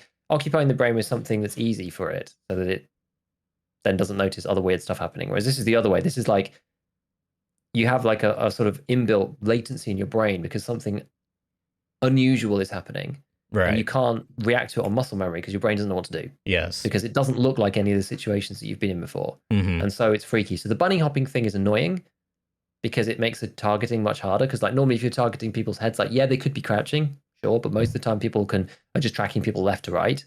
But yeah, as you said, they're going up as well. You're adding a whole nother axis of like irritating aiming. Whereas with this dolphin diving one, it's like they just turn into this weird shape. Yeah. And you just don't know what to aim at. You don't know what's going on. You don't know where they're going to land. Like it defies all expectations of the things we've seen in the game, which is why it's so hard to counter. It's so hard to counter something that you've never seen. And people will get better at countering it, I'm sure. And it may, in the end, end up just being kind of dumb. Yeah. Like once people have seen it 3 or 4 times, they might go, oh, well, I know that this guy's just going to land on the floor there. Yeah. So if I just aim at where he's going to be, right, he's just going to be lying there like a block of stone just on the floor prone, and I'm just going to headshot him. Like that may be the end result. It may be that the hitboxes are screwed up and it's impossible. And by the point that they land on the floor, you're dead. I don't know. It could go either way. But right now, because it's so new, I think people could be dying from it and getting really frustrated. Yep. So we'll have to see. Yep. Yeah, I think that's basically it for the movement mechanics. I hope there's like a hot fix patch coming up here because I don't want to play late wipe where everyone's doing. I mean, maybe people won't be doing this stuff, but this is the thing. Is like right now, I feel like I'm not where I'm not really interested in that. It's more like I've been maxing my gameplay thing, if you will. PvP as well. Yeah, I'm not really there. But like late wipe, that's kind of like the thing is the PvP, and like if this becomes more popular, it sort of like raises the mechanical skill bar, if you will. So then like now it's like, great, I gotta learn these new mechanics just to compete, and then it's gonna get patched out, whatever. But that's why I kind of hope we don't have to go through that phase. It may not be that bad, but who knows, man. I really think I kind of want to try the bunny hop thing because I feel like that could be really that's like the Ferrari peak was like okay. I haven't tried a dolphin diving one, but now I kind of want to try the bunny hopping one to see what that's all about. The thing about all of this, right? The Ferrari peak is like min-maxy PvP, like could be kind of just give you an edge. Mm-hmm. Like maybe I'm not sure if I can be bothered. Dolphin diving thing is just kind of weird. The bunny hopping thing looks fun as hell when you're the one doing it. Like it Yeah, can looks you so imagine? trick shotty. It's Yeah. like somebody just, like suddenly turning up, just like flipping up a skateboard, grinding along the thing, and then headshotting you as they come past. It's like it's such a trick Yeah. shot. That's why it's so funny. That's why Bake Easy loves it, right? Because Yeah. it's so much like it looks really fun. It's like super arcade gameplay, Hmm. and it's weird to see it in Tarkov. But obviously we see that kind of thing more often than not as Hmm. people figure this kind of stuff out. So I don't know, but that's the thing. Like I look at those clips and they make me smile, right? Watching people discover these things. So I don't know. Maybe that's the one that may get more traction than anything else because it looks fun to at least just try and give it a go. This reminds me of something. Have you had any issues? I saw this in a Jesse Kazan video, and it has happened to me before. Outside of two-story dorms, there's the trash bags on the back where you jump into the bathroom. Have you had any issues getting into that bathroom window? I normally have lots of issues getting into that window, even when no one else was having a problem. And this wipe, I seem to be able to get in there quite easily What? compared to Okay. usual. And I don't know whether that's because normally my strength is just like anemic, because it usually is. And this wipe is the first wipe. Everyone's got slightly higher strength. So I've had to try and learn how to jump into that damn thing with like 9 strength, because I hardly ever go into raid overweight, or I haven't in the past. And this wipe, I'm like, yeah, I'm like feeling real tough with my, whatever it is, like 18 strength or something. I'm like, or 20 strength. I might even be like 24 strength or whatever. That's Like crazy. I used to finish wipes like this, right? So Yeah. for me, like I'm jumping higher than ever. It's like crazy. Because I'm Yeah. a really quite light kit kind of guy, and I'm a bank robber, 2 mags, a car kit, and a vest kind of dude, with a gazelle as well, right? So like I'm not a heavyweight runner usually. So in the previous wipes, it was a real effort for me to get strength personally, but just because of the way that I like to play, I tend to like to play light and fast and budget as well, and those things normally all go hand in hand. Whereas yeah, as this wipe is actually a bit better. So for me, I've actually found it slightly easier getting in there. I have had a struggle once or twice, but I would say like 3 out of every 4 times I can probably get in on the first try. But it Mm. it does feel more like every time I do it, I'm just like, oh, every time. Like it's not Yeah. like I'm expecting to get in there, but it does seem an overwhelming number of times I've been able to get in. Why have you been having issues? Yeah, and the reason why I brought up is because they changed jumping this patch. It with the bunny hopping, with the animations. I feel like jumping is a little more magnetic-y, but like sometimes it doesn't work in your favor. Like Because the animations were thinking, right? I don't know, but anyways, I was curious what your experiences were because I saw Jesse was talking about it, and I've had issues like with the trash bags into the bathroom. I mean, I noticed that if you don't hug the wall and do it, it's easier. But I used to be able to Yes. hug the wall and do it. Yeah, I Which don't hug the wall at all. I go up there's a little chair yeah, because you you can do the do that without chair. jumping. Yes, So I'd go up the little chair and jump yes, that way. yep. That's how you do it now. Whereas you used to just be able to hug the trash bags. At least I'm from what I can recall. Whereas now it feels like they changed jumping because like sometimes I notice when I jump on stuff, it's almost like I don't have to hold the key. He'll just sort of like jump up and then like slide over sometimes. But I feel like when I'm hugging the trash bags in the wall and jumping up there, he's not sliding over. Like it's weird, anyways. Because yeah, I I swear hug. like I've jumped on stuff and then like I've completely like slid over it. Not like the weird glitchy slide thing, but like he's just like walking over it. I don't know. I can't really explain it well, but Yeah, I don't really know because someone else was talking to me about jumping as well, just saying that like the jump has changed a little bit or whatever. Like I haven't it really just noticed it feels myself, but different.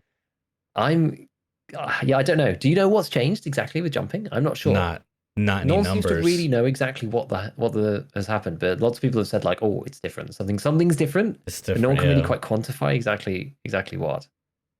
Yeah, Yeah. it's Anyways. it's weird. I've had though. You just reminded me. I've had the weird slidey glitch Mm-hmm.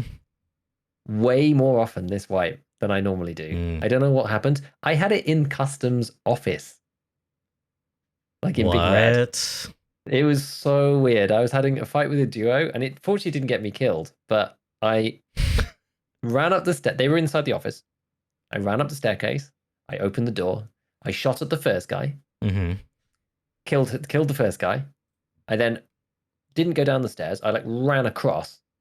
So where I guess if you're looking at the door from the outside, if you go right, there's more of the platform to the right hand side, and you can jump down to Yeah. the stairs from there.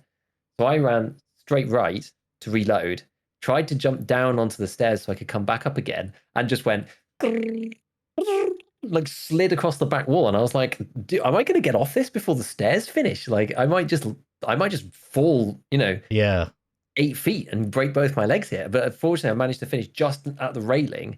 And I was like, geez, that was crazy. And then there was one the other day on Lighthouse, one of the first couple of raids that I ended up playing on Lighthouse. And I was trying to escape from this player scav who actually ended up killing me, which was really annoying.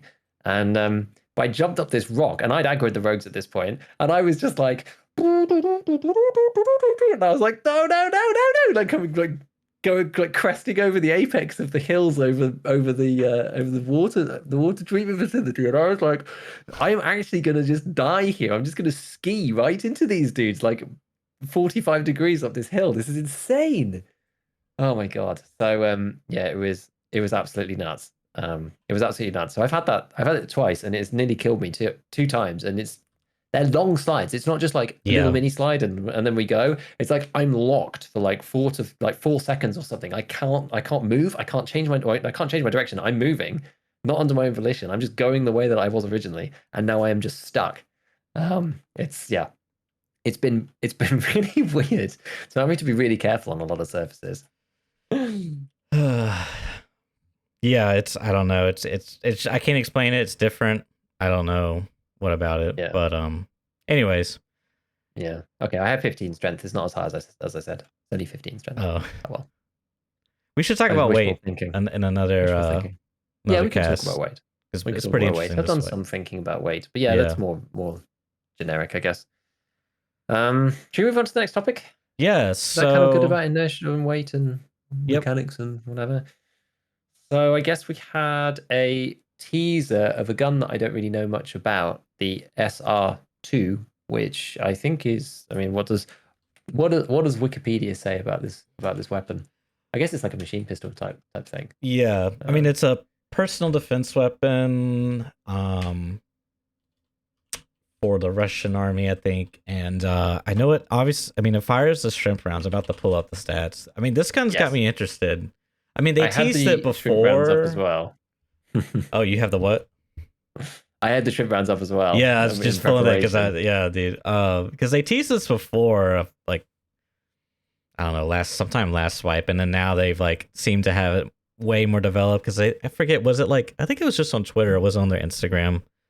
I think maybe they also did a video on their Instagram, but anyhow, they were showing off some animations and some screenshots of it, some modeling, and it's in my hypothesis. I mean, I have to look at the rate of fire of the gun. So if this is accurate, which I assume it is, 950 rounds per minute according to the wiki. That fires 9x21 rounds, which go in the shrimp. Now, if you put some BT in there with 39 pin, also it has minus 4% recoil as a modifier. That's interesting. So 39 pin. Enough, but... Yeah, probably not. But 39 pin, 63 damage, 950 rounds per minute. That's like better than FMJ and the MP7. No? It is, but what I think the gun that we need to compare it to is 45 AP, 70 damage and 38 pen, which is basically the same but better, and goes in the UMP and into the Vector. Yeah. So if you want it more controllable, you go for the UMP. If you want to just like time to kill someone to utter annihilation, you put it in the Vector. It's basically going to be the same. I imagine it's just going to be, it's going to feel like the Kedda firing AP. Sorry, 45 AP. That's what I imagine it was going to feel like. Do you think the recoil might be a little bit more Keddery, Less MP7, more Keddery, like a little bit more kick. But yeah, that's just a guess. I mean, who knows? It could be an absolute laser beam. I don't know. Yeah, who knows? It depends on what stats they put on it in the. Yeah, I mean, even behind the scenes, even firing the P rounds from Prepper 2, 18, 18. Yeah, I mean that's not. I guess it's pretty bad. That's like it's pretty bad. Like ACP match is 76-25. just run the ump. Dude, Just are you an like umper this wipe? I'm not. I've not used it at all. I get Okay. shot at with it all the time. I get Yeah, like yeah. laser Everyone's mashed got the ump, constantly. I dude. get I'm hardly using it because I'm doing other stuff normally. Okay. I'm not using other guns, and I just think AC. It's just like 45 AP is really expensive. Yeah, I mean, and I'm just trying different stuff. I've seen people talking about the ump and it's too strong. I mean, I think it's really good early wipe, but as you say, you know, the good ammo is $8 for a single round. The suppressor is like as expensive as the gun itself. Yeah. I mean, granted, the gun's cheap. I guess it's like what 45K or something. I don't know. Maybe I don't know. 25 rounds. Like I don't know. I don't really think it's like. I mean, I do think I think it's cost up there. effective, but Yeah, I'm not I sure think it's up there in the meta. Like, I think it's very good. Yes, it's $755 to buy 100, so it's $7.55 per round. So it's not that. It's like 800 rubles. Yeah, roughly, very roughly. I mean, a bit more than that, but very, very roughly, which is in the realm of in the realm of sensibility. It's not up over 1,000 or whatever. I don't know. I do think it's very good. If you just want to brainlessly pick something, that's the gun. You know what I mean? Like, you don't have to think too much when shooting it. Like, sometimes you will lose the time to kill battle with it. That's the thing. Yeah. Sometimes you will lose that battle, but most of the time in Tarkov, it doesn't come down to that because people just, you see them, they see you, and then you die. Someone dies immediately, or someone just snags a headshot or whatever. Like, often it doesn't end up coming down to this. As much as I love to nerd over all the mechanics and look at like, oh, one extra hit here and the frag chance means it's a 2-shot rather than a 3-shot. Like, most of the time it doesn't come down to that, right? Yeah. It's like, and the beauty of it is that it does the 38 penetration that you would get from, I mean, it's actually even slightly better than 56A1 in that basis. But you get 70 damage. So you basically get best of both worlds. Like, people die incredibly quickly with that. I mean, even if you were going to leg meta with it, which you're not, but it's only 7 shots, right? People trying to use on a budget, admittedly, not, they're not going super, super hard on it, but SP7, for example, which I think is that's 6. It's 6 shots. Like, it doesn't really make that much difference, really. So, as I said, not that you would end up using it for that, but I just think that all the just general spray damage, eventually it's going to kill you. And that's the thing, like, match is great, but match doesn't have enough pen once people wear class 4. Yeah. As per like the video that I did. But that's why ACP just wrecks. My buddy, he got a bit of a late start this wipe. He really wasn't sure he was gonna play, but they always come back. You can't escape Tarkov. Yeah. And he's been using the ump because it's in his mind that's he hasn't found flash drive, so he can't run any 5.56 guns in his mind. Like, I mean, which I don't blame him. M855, you might as well run the FMJ 45, right? He doesn't like DMRs, single fire guns. So, and even then he can't get M80. So it's like PS from AKs or PP from AKs, 545 or 7.62. And both those guns have pretty high recoil. The 545 AK is not so much. But it's like that's his only options, right? Is like those guns, and yeah, it's just like, why run anything else and just use the ump? You know what I mean? So like, but the thing is, he's having so much trouble killing players. It's kind of because everyone's got class 4, so it's like, I don't know. You really have to pick your poison there, but as a general, it will get through it eventually. If not, the raw flesh damage probably will if you hit him in the arms and legs enough. But anywho, I was just curious what you thought about the ump. If it's like, if you think it's like really that busted, because I just feel like, yeah, it's good when you put 45 AP. That's $8 a round, but you could also put that in a 45 vector. You know what I mean? You could also buy BP. You could also buy X. You know what I mean? It's just like, unless they're saying it's good for the cost effectiveness of it, excluding 45 ACP. You know what I mean? But I mean, you got to have something that's decent for the low level players, I would think. That's kind of why we have PS at Prepper 1, right? Yeah, or it's like my 7.62? take on it right now is that because I mean the progression that I've done so far pretty much was, and because I've been in lockstep with the patch, it's not like I'm joining late or anything, because I think my solutions would be different if I was joining late. But I went like PPSH really early, then into 545 AKs. This is predominantly, and then pretty much use that. Well, I'd use a bit of the. Well, did I use the UMP a bit? No, not really. I pretty much used 545 AKs like right up until getting 56A1. Kind of switched over at Yeah. that point.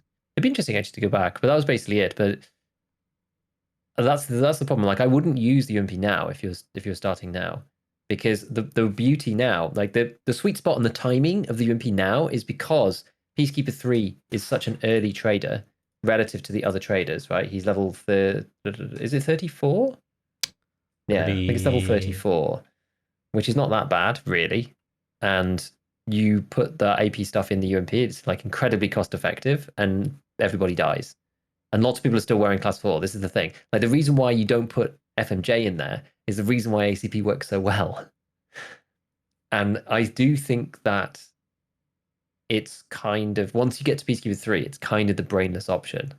Yeah. I do think it's better than 90% of the other weapons without doing anything. You don't even need to really put a foregrip on it if you don't want to. Just literally buy the gun, put the rounds in. The iron sights are actually all right, but you can obviously put a EOTech or something on it if you want to. But you could literally use it as is. You don't need to do anything to it. It's all about because its controllability is so high in the full auto spray, and the fire rate is so low. Your other option would be like MDR with 5.6A1 because you can't get 5.5A1, right? No, not until Peacekeeper and Scare 4. And you don't have BP because you did well. Oh, because that's locked behind Grenadier now.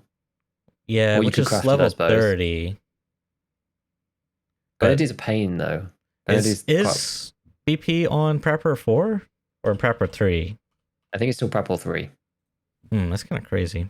Okay, so like BP's kind of a maybe, but it's 100. But see, it's 130. Or farm it some other way. Sorry, it's 1,320 rounds from Prepper, and the craft is going to be expensive. I'm pretty sure, and takes forever, and you only get 120. So yeah, I see what you mean. It's brainless because the gun's cheap. You buy the ammo. It's probably one of the better ammos that you have good access to. Because other than that, you would have to go 7.62 PS or M80. I guess you could do M80. What are you going to put it in? You can't full auto M80 until you're like. Yeah, but I mean, you could put it in SR, but like this is a different proposition then. Yeah, the gun's more expensive. You try using an SR in dorms and stuff, the gun's way more expensive. Yeah. Like the guy's just going to pre-fire you with ACP. Like he's going to pre-fire you with 45 around the corner. Okay. Yeah, so BP craft is like 870 right now, it seems. But then you have to add like opportunity cost onto that. I've been adding a rough like 40k opportunity cost. Something like that. But you have to divide that by the number of rounds, obviously. So that's like 333. So you add that onto the 870. So it's like it's roughly 12. Yeah, it's roughly 1200 when you take opportunity cost into account. Very roughly, like as a super quick rule of thumb. So I mean, it's not that much. It's not that bad. But then you got to put the BP in something. Where are you going to put it in? Right. You can't buy the mutant. You can buy the RD. It costs 112k. It's like 4 times the price stock, and then you probably want to mod it. You know, the recoil on these guns isn't the same. It's just nowhere near. Like this is why there's just like not that many choices. The only thing that I will say about it, which maybe makes it a little bit more balanced, is that it acts like an SMG in the way that it plays out, simply because the rounds are so freaking slow and they're not as generic as using like. This is the thing about using 55A1 out of like an MDR, is that you can actually shoot people at basically any range, whereas 45 AP is 299 meters per second. It is slow as hell, and it's very hard to hit people at range with. So it's not like MDR with attack 30 on it. Yeah, where you can basically engage anybody at any range. Attack 30 in a laser, like it's fine. You can headshot people from 500 meters. You can, I mean, that's obviously a long way, but you can headshot people from 200 meters. Let's say you can point fire people with the laser. You could use the 1x. And the MDR is also super controllable. That's why I've been using the 101. Like the 101 is really nice. I'm loving the 101 right now. It's great. It's a fantastic gun.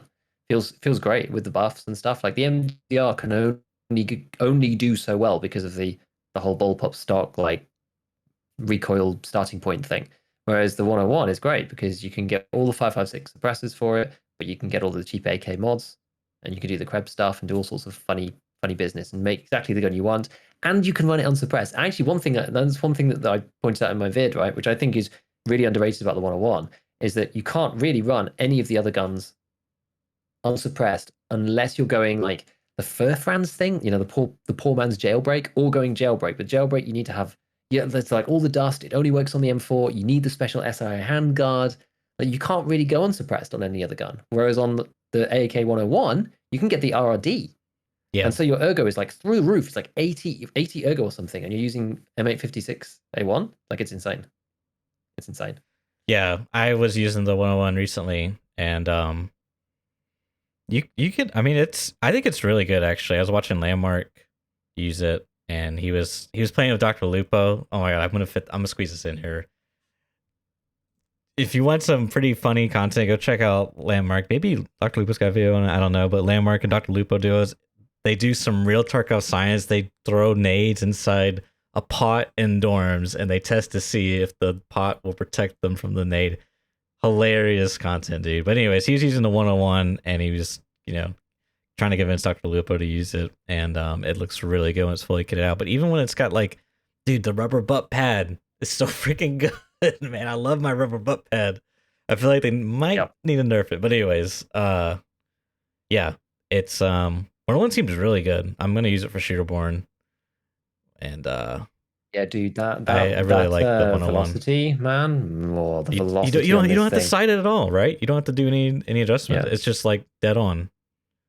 Exactly. Like, I've got the one here. This is the one that I've been using. This is kind of like, it's not meta, but this is like my min-maxy one that I showcased in the vid. And this is the one with the RRD. So you can run it suppressed and have a lower recoil if you want to, using the Silencer Co. one. But this one is the unsuppressed one, which I've just been like running and gunning with. And it's like 73 ergonomics, 46 vertical recoil, and 961 meters per second rounds.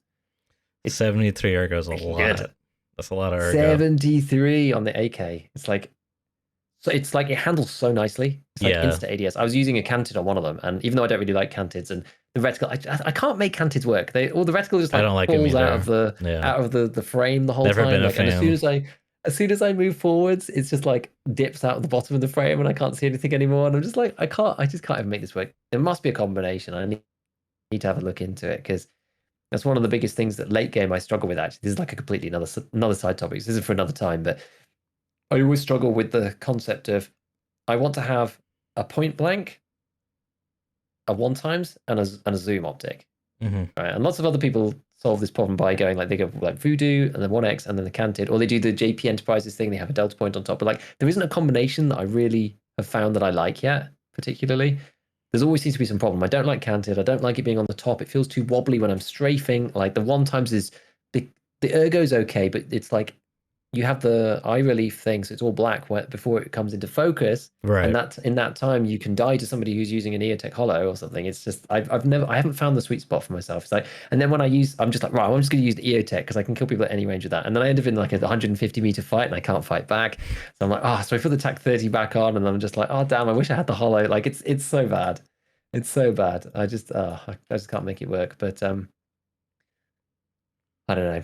Anyway, but what were we saying? So the UMP, it's just the combination, I think, of all those things. You get full auto basically.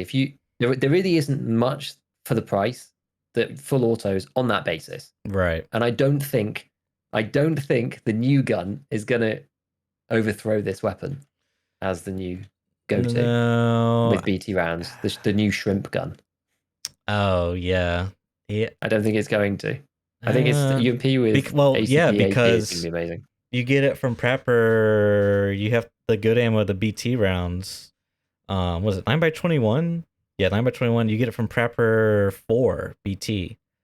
So, and that's like what, 36 you need to get Prepper 4? Yeah. I mean, it makes sense, right? You get Peacekeeper 3. You get the AP rounds for the ump. You don't have to really do anything to it. You can if you want to. And you just hold down mouse 1 and they die quickly. Maybe they need to, like, I don't know. Yeah, I don't know. Whatever. Like, the point for me that will make them fall off is people moving up into class 5. Moving up into class 5 is when Right. 56A1, it's when ACPAP stops working, it's when the P90 with SS190 and SP193 stops working, it's when Right. FMJ stops working. Right. Like class 5 is a problem for that. And that's why everyone ends up moving up into BP, because right. what else are you going to do? Yeah. You either have to just go like semi-auto with huge armor damage like M80, M62. Mhm. And M62, those two are not even actually that amazing against class 5. They're really not. You have to hit them a few times. But Yeah. because of the low recoil of the SR, potentially, once you've got max traders and the Right. M1A, you can make it work. That's fine. But it's why everybody ends up going BP, because you get full auto and you can use the mutant or the RD or 103, well, not 103, the AKMN with a low recoil combination. There's not that many things that hit that sweet spot of the BP-ness. It's the breakpoints we talked about. The rifle rounds are all going to 3-shot somebody, and they have to pen too. And the higher that you go in the penetration, the lower damage you get. And so it's just this horrible trade-off. Whereas with BP, you can in theory just 2-shot someone through class 5, and because it's 57 damage per round, you just kill them in 2 hits, no matter what. It's like that perfect breakpoint. Why move up to M80 and M62 that do 80 damage when that 80 damage isn't going to kill someone because they have 85 thorax HP? You may as well have 57. It doesn't matter. But having less than 44 is a problem, because armor mitigation and all this other stuff is going to be a 3-shot. And you make these compromises where you don't have to make that compromise with BP. And once you get up into those upper echelons of modding, you have the good recoil as well. And it's like the best of all worlds. That's the thing. That's the reason why it ends up being so amazing, in short, right? So I don't know. Someone said we need harder personal buy limits to force people to use scavenge shit. They buy new meta setup. Kind of the problem. Anything about level 3 traders should be scavenged only, in my honest opinion. And like I was just thinking this is I feel like it's so tied to everyone's general progression. Like as you said, once people start running class 5, now you all these other animals are like completely useless. You know what I mean? You're just like in struggle view. I would love to play a Tarkov hardcore, whatever, where it's just like you gotta like find the good stuff, and then like you get that one raid where you got the class 5 armor. It's like yes, and you beat people, and then eventually you run to the guy that found the class, that found the I don't know SMB SVD that 2-tapped you or whatever. That would be so much better than freaking 2 months in everyone's running BP and mutants and class 5 armor. It's just like that's why early wipe is so much fun. Like you got to use PPSH. I got to use the revolver shotgun with slugs. It was a lot of fun, dude. It was a lot of fun. Yeah, well, I just think a lot of those like high end weapons should just be just more controlled, more locked off, whatever. Like not on the traders. Like maybe not all find in raid, but as we said, like we've said a million times, like maybe quests where you get to request a gun. You get to buy one. Maybe maybe you can just get parts for the ones at the top. And you have to piece them together. Right. There's like lots of ways that they could do it to make it more scarce, but maybe that'll happen later. Maybe 1.0 will be more scarce. I don't know, but that's why the idea of a hardcore server kind of appeals. Yeah, it's just nicer at the top end. Shall we move on to our viewer question? Yeah, let's do that. We'll also take a couple questions in the chat as well. You want to go ahead and play the... I accidentally posted in the wrong chat in Discord. I posted it in the ScavTalk Discord and not you. Yeah, but now I sent it to you. You posted it to me now, yeah. Okay. Yeah. I haven't tested the sound on this. So this might blow everyone's ears out. I hope not. Apologies. I'll turn it down. I'll try and turn it down promptly otherwise. All right, I'll play it and we'll do a countdown then. Okay. 3, 2, 1. Hey Giga, hey Church. I want to thank you for the advice to reconsider the RFB even though the M80 round is now at a higher Peacekeeper level. I loaded into Woods with an RFB loaded with TCW ammo, and I heard shots at Village and was able to take out 2 separate PMCs. I think they were both solo because they were approaching Village at opposite sides. But yeah, one headshot did plenty, and then another guy I was able to tear up his thorax. So just had a lot of loot to deal with, and left via bridge with less than 10 minutes left after all that loot sorting. But thank you so much for the advice. The RFB, it just handles so great. Thanks. Bye. Okay. RFB enjoyers. I think you know what? I'm gonna have to make more of a thing of this on the channel, I think, because like RFB's basically become my spirit animal. I think like I didn't really even notice it particularly, but like every time there's an RFB or like someone mentions like, oh, what gun should we run next? And everyone's just like, Giga's gonna use the RFB, isn't he? And it's like kind of becoming a thing. So I should definitely make more of it. But yeah, no, it's good. I don't know. I think it's still a decent. I think it's still a decent proposition. I mean, there was lots of chat early on. My take on it is like you look at the rounds and you go, okay, well, you basically either buy BCP or TCW, and it's a very straightforward example again of the breakpoints. Well, do I want 88 damage and 31 pen or 67 damage and 34 pen? Okay, well, I just want to take the higher pen because that 88 damage is never going to actually kill somebody if they're wearing class 3 or above because of damage mitigation and damage drop off over range, so it doesn't really matter. Like, do I one shot or do I two shot is the question. It's not, is it 88 or 67? Like, you're not leg metering anybody with the RFB. If you have to go through the full 440 on flesh damage, you've probably done something wrong. You're probably aiming at thorax anyway, so if you're hitting arms, you're already getting a 0.7 like damage multiplier diminishment or whatever. That's not really a word, but you're having your damage reduced by 30% by hitting arms that are blacked. So you really want to be penetrating thorax armor and killing them. So you want the 34 penetration rather than 31. And it has more armor damage percentage as well. So like the 67 damage, I just don't think it matters too much. And also, as he said, you also have the ability to just headshot people, right? Yep. And they still die. So that's all good. I mean, yeah, I actually haven't used the RFP that much though. Have you used it that much this fight? No, I went straight to the SR25 for M80. Oh, Giga Chad.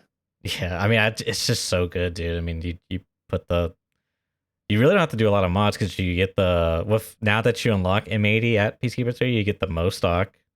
You get the suppressor. I don't think you get the CAC suppressor, the good one. I don't think you get the muzzle device. So Mechanic 3 or is it Mechanic 2? Yeah, there's one's on Mechanic and one's on Peacekeeper, and I can't remember which way around it is. The muzzle's on Mechanic. And one has the muzzle. Okay. Yeah. Peacekeeper's got suppressor.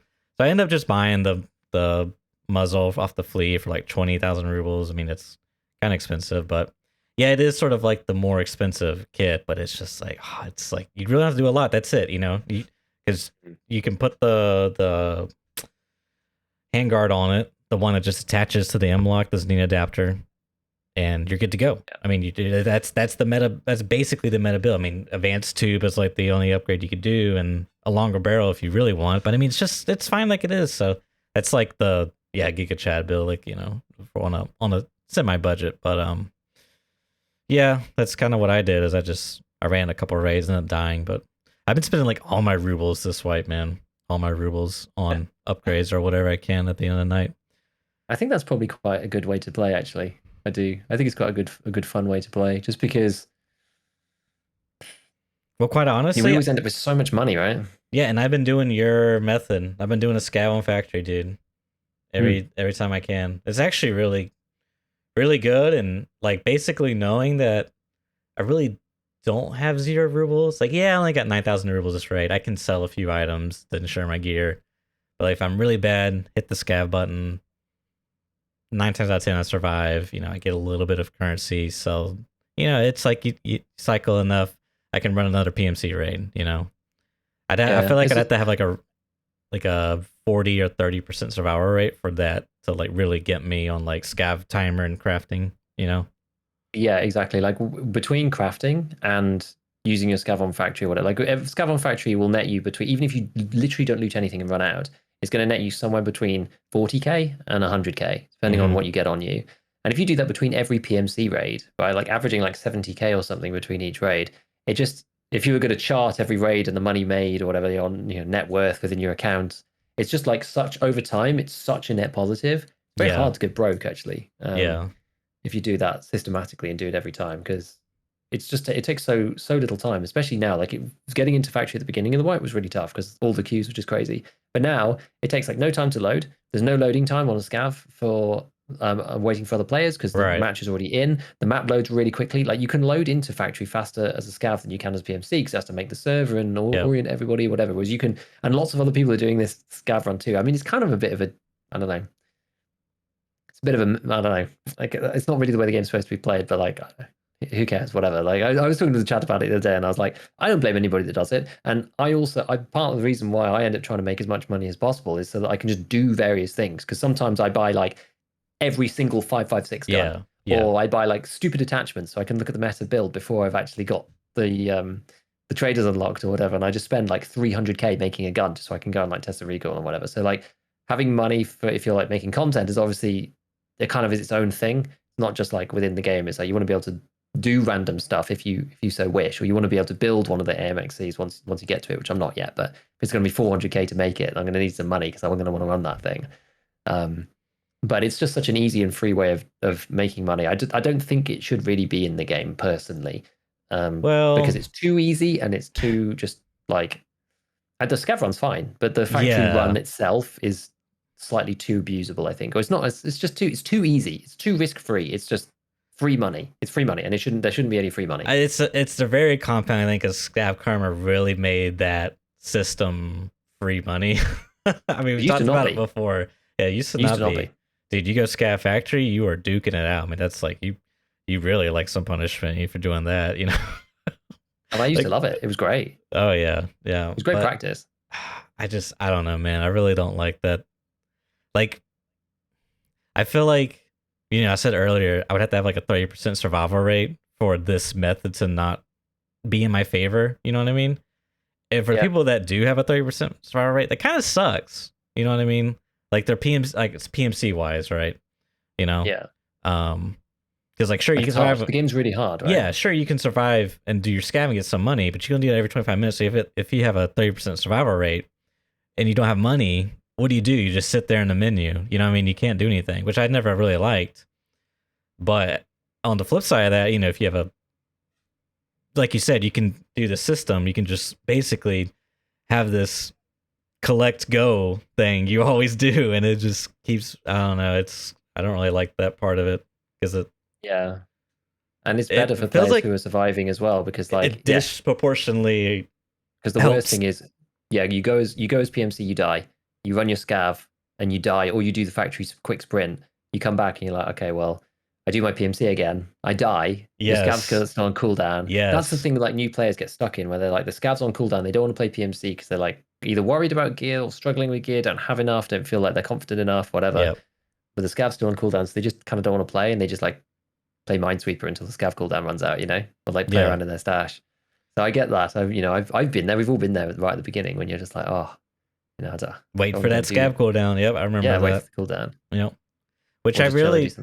That's why I feel like perhaps now this may get me some trouble, but what if scav was unlimited? There's no timer. But the stuff you got to raid, you could give defense to increase your karma. Or you could give to your PMC. And if you gave it to your PMC, none of the traders would take it. It would have a new flag that said covered in scav feces or something. I don't know. I don't want that. It came from scavs. It's a rusty coal pack. Yeah, exactly. Something like this, right? And the idea is like you have that space where you can do a risk-free run and you can get some gear to use in your PMC, but you can't convert it into cash to bank your PMC, to bankroll your PMC. You know what I mean? Like if you're really struggling, you can do it to get something for your PMC, and you can do it essentially risk-free over and over. Like, yeah, I have a 33% survival rate, but I can get enough stuff on my PMC to actually do something. You know what I mean? Whereas in the current system, it's like, I have a 30% survival rate, I can't play the game, or I have a 70% survival rate, I can just keep bankrolling my PMC, like pimping out my scav. Like, I don't know. I really don't like how that works out on either side. Yeah, it's just so tough because it's like you want to give the new players like this outlet, this safety net to be able to do stuff and make money, and then choose their kit rather than just having to use like scav junk. I don't know, because the other suggestion I was thinking of was make the scav run unlimited, but make it random. Yeah. Or make it unlimited to do a random. I guess you could just disconnect then. I was going to say, like, make it unlimited to do a random scav, but make it timed if you want to pick a map. Dang, you're right. Because you can just go random and just disconnect and just go and multiply. Maybe if you disconnect, it resets the timer. I don't know. Maybe you have to survive. Maybe you have to survive to get it back. If you do random map and you survive, you get it straight away again. Yeah, I mean the thing with that though is like the scenario still exists, it's just kind of diminishing it. Yeah, But it is. But I it probably is wouldn't do it anymore. targeting. But If I had to play a random map with Scav, I probably Yeah. wouldn't play Scav between my PMC raids. The only reason why I play Scav is because I just go click factory, go, bam, 30 seconds, in we go, and out we come with 50k. Yeah, It's so easy, dude. It's so easy. they Like when I go should into try Scav it on at customs, least. I go like, where have I got? I've got like But the port between the dock and the tree with the stick, and I'm like, what extract's this? I haven't played Scav on customs for like 2 years, and then I have to look the map up because I can't remember where the extracts are. Like if it was random, dude, and you'd have to remember where all the freaking Scav extracts are and stuff, like, oh my But god, see, I'm that's not sure if I could be the bothered. thing. As a new player, you probably want to be scavving on customs to learn the map. Now you're gonna get thrown on random maps, so it's gonna be Sure, like, but it's Scav. That's fine. You can play offline mode. yes. If you want to learn it, like, you know, whatever. I get that for about learning. Yeah, I want yeah. to learn like certain specific maps. I get that, but you're still playing the game. I don't think it matters too much. I think they should I do try like it yeah, at least. I do like the 'cause- ideas in chat as well. I was going to say of like Mhm. having low scav timers for like under level 5 or whatever. Yeah, like maybe that would be a infinite scav under level good. 5 or something. Yeah, that would be a good. Yeah, good just to thing. get people, help people get into the game. And like, if people want to artificially stay under level 5 to just run scav on factory infinitely to get loads of money, then like you could. I know some people would do that though, you because get I in the know wipe and you just there's- run that over and over and over and over and over and over again, and then you level up your PMC once you've got like 10 mil. dude, I've seen in Airwings chat some people will not play their PMC until they have like 10 million rubles in their stash from just scav running. Just like crazy to me, but it is what it is. It is. It is. Oh man. I just remember there was like one other thing actually about the RFB, like just jumping back to that quickly, because I Yeah. just had like a sudden memory of the video that I did, which was I thought was interesting about how the RFB loses sight picture really badly. And this is completely going back on the topic that we had before, but because the comparison that I was thinking of, that I was mulling over, that I couldn't make the link in my brain, was about 762 PS, and I was like, you know, it's kind of the same and maybe better in some ways. And as much as I love the RFB, when I was testing out in practice the SKS, the funny thing about this like losing sight picture thing, like even though the RFB returns to center faster, because of the camera recoil on the SKS, you can still see what's happening. Whereas the RFB pivots too much, Yes. it turns too much in your shoulder, so the scope goes black. Whereas on the SKS, because the whole head comes up at the same time, you can Mhm. still see at the bottom of your ring scope, you can still see the player you were shooting at, which actually really helps. So you can already start to retarget for the next shot. Whereas the RFB each time, it's just like, bam, did we get him, boys? Bam, did we get him, Yeah. boys? You know, you just like you don't know where they are in between each shot, which actually is one really big negative against it. I ended up not running either of them, but like I was actually very tempted to use the SKS with just like one of the mounts and then a regular scope, just because of that whole situation with the camera recoil. Because like it was quite, once I noticed, I was like, oh, this is pretty bad actually. Yeah. Like, maybe I just run the SKS with 35 pen and 57 damage. For me, that's the main reason why I don't like the RFB. Like I used to really like it, and then that issue started running to me a lot. And there's really nothing you can do about it. Like in theory, if you could reduce the vertical recoil by a lot, then you can maybe like reduce that sight picture issue, but you can't, right? So I don't know. That gun's kind of been shelved. I mean, it's better. I think it's like better than the Vepr Hunter for sure, but it's weird. But I need to test it with some of the other scopes, because I was having a look at a few of them. This is not there. There's maybe for another one after I've looked into it, because I haven't looked into it yet. This is maybe a sneak preview of something potentially to come in the like next couple of weeks or whatever, because I was looking through a few of them, seeing which ones do and do not have this problem. And it's the reason why people like the Razor, why they like the Voodoo, and why they like this new Swamp Fox thing, which I'm looking at, the Swamp Fox Tri-Hawk. Yeah, I don't know I've if you've seen tried it. it. It's the new 3X. I haven't tried it.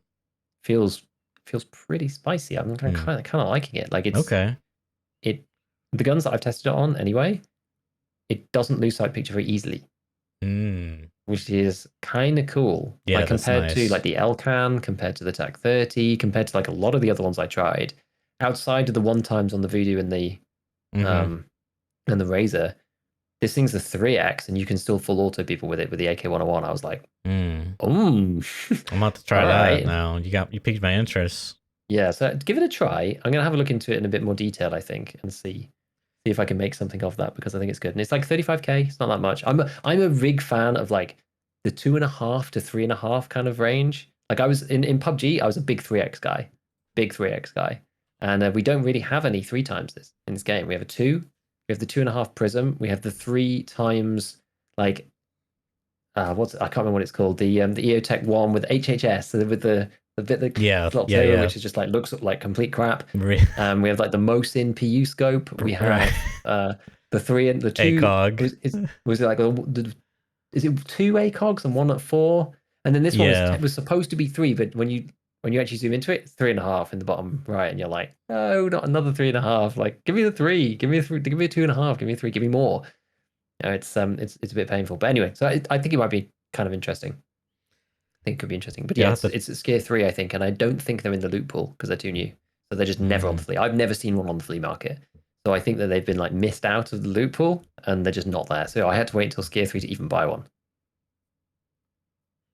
Yeah, I'll have to check it out. I haven't. I'm gonna try it. Slap it right on the 101. As you said that.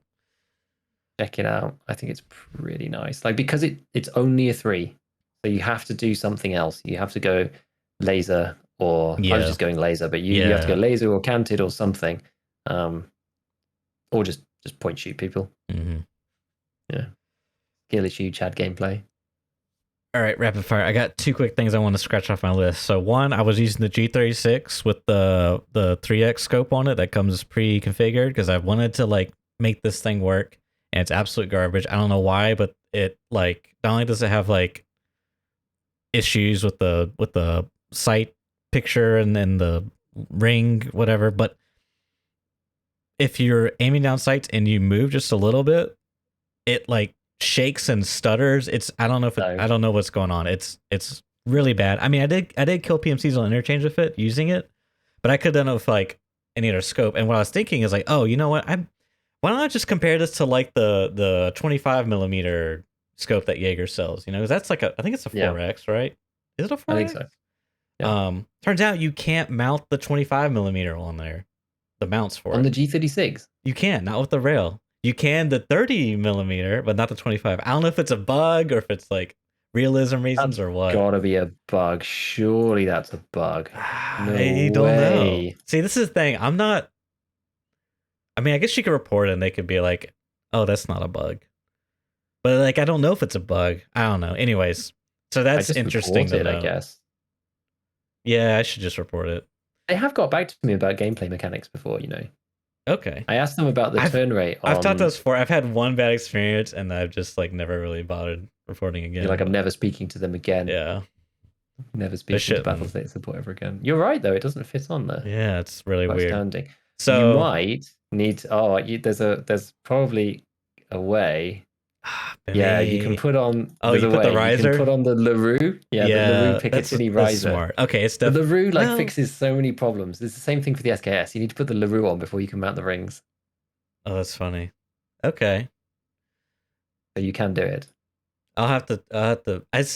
Yeah, I don't know. I don't know if the math makes sense because the scope's like what 20K with the mounts and all. And I don't think the gun and the scope are both literal dog. Like, yeah, I know. It's just it doesn't make sense. The G36 sucks. Anyways, I've absolutely confirmed it, guys. Don't worry, it sucks. The other thing I want to mention quickly is crafting recipes. I don't know if you notice this, and I hope to God it's not a bug because I do not want them to fix this. But they have not been shifting in the hideout. They're always in the same spot. I think I did notice this actually, because I was like, why is it always near the top? I love it, dude. It makes life so much better, Giga. I mean, it still sucks. I have to like. There's this one craft I do in the workbench occasionally. It's you take the filing tools and you take a yellow pliers and you turn it into a red plier, but it's at the very bottom, so I have to like grab my mouse, turn it upside down on its mouse wheel, and just near burn streaks into my mouse pad. And I'm pretty sure the speed's locked at which you could scroll. But anyways, it loads. You can see the scroll bar moving. Yeah, like if you can hold the scroll bar, and it's like, yeah, it's like stuff's loading in the window. Like I guess it's really bad once you get to Workbench 3. I'm like, God, I'm not looking forward to getting to Workbench 3 because now I got a million crafts.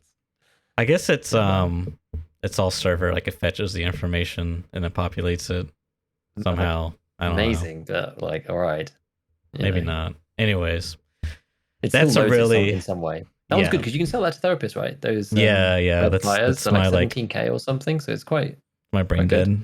dead craft for my quick craft. Mm. So yep, that's want to just get those off my list. Pretty cool feature. Hope that's a mainstay. Let's get some categories. Workbench 1 craft, Workbench 2 craft, Workbench 3 crafts. Like, come on, BSG. That'd be nice. Favorites. Yep. Oh, You know? favorites. Ooh, speaking my language, Giga. Favorites would be good. Yeah, Favorites would nice. be good. Nice. Cool. Well, I think we'll close her out here unless you got anything else, Giga. You want to squeeze in? No, I think that's it. I think that's it for me Alright. today. I think that's it for me today. Good Bit of a stuff. spicy one. Bit of a spicy one. Yeah, that first hour was a bit of a slog to get through there. But hope you guys enjoyed the show. Thanks everyone for tuning in. And we'll see you all next week. Later.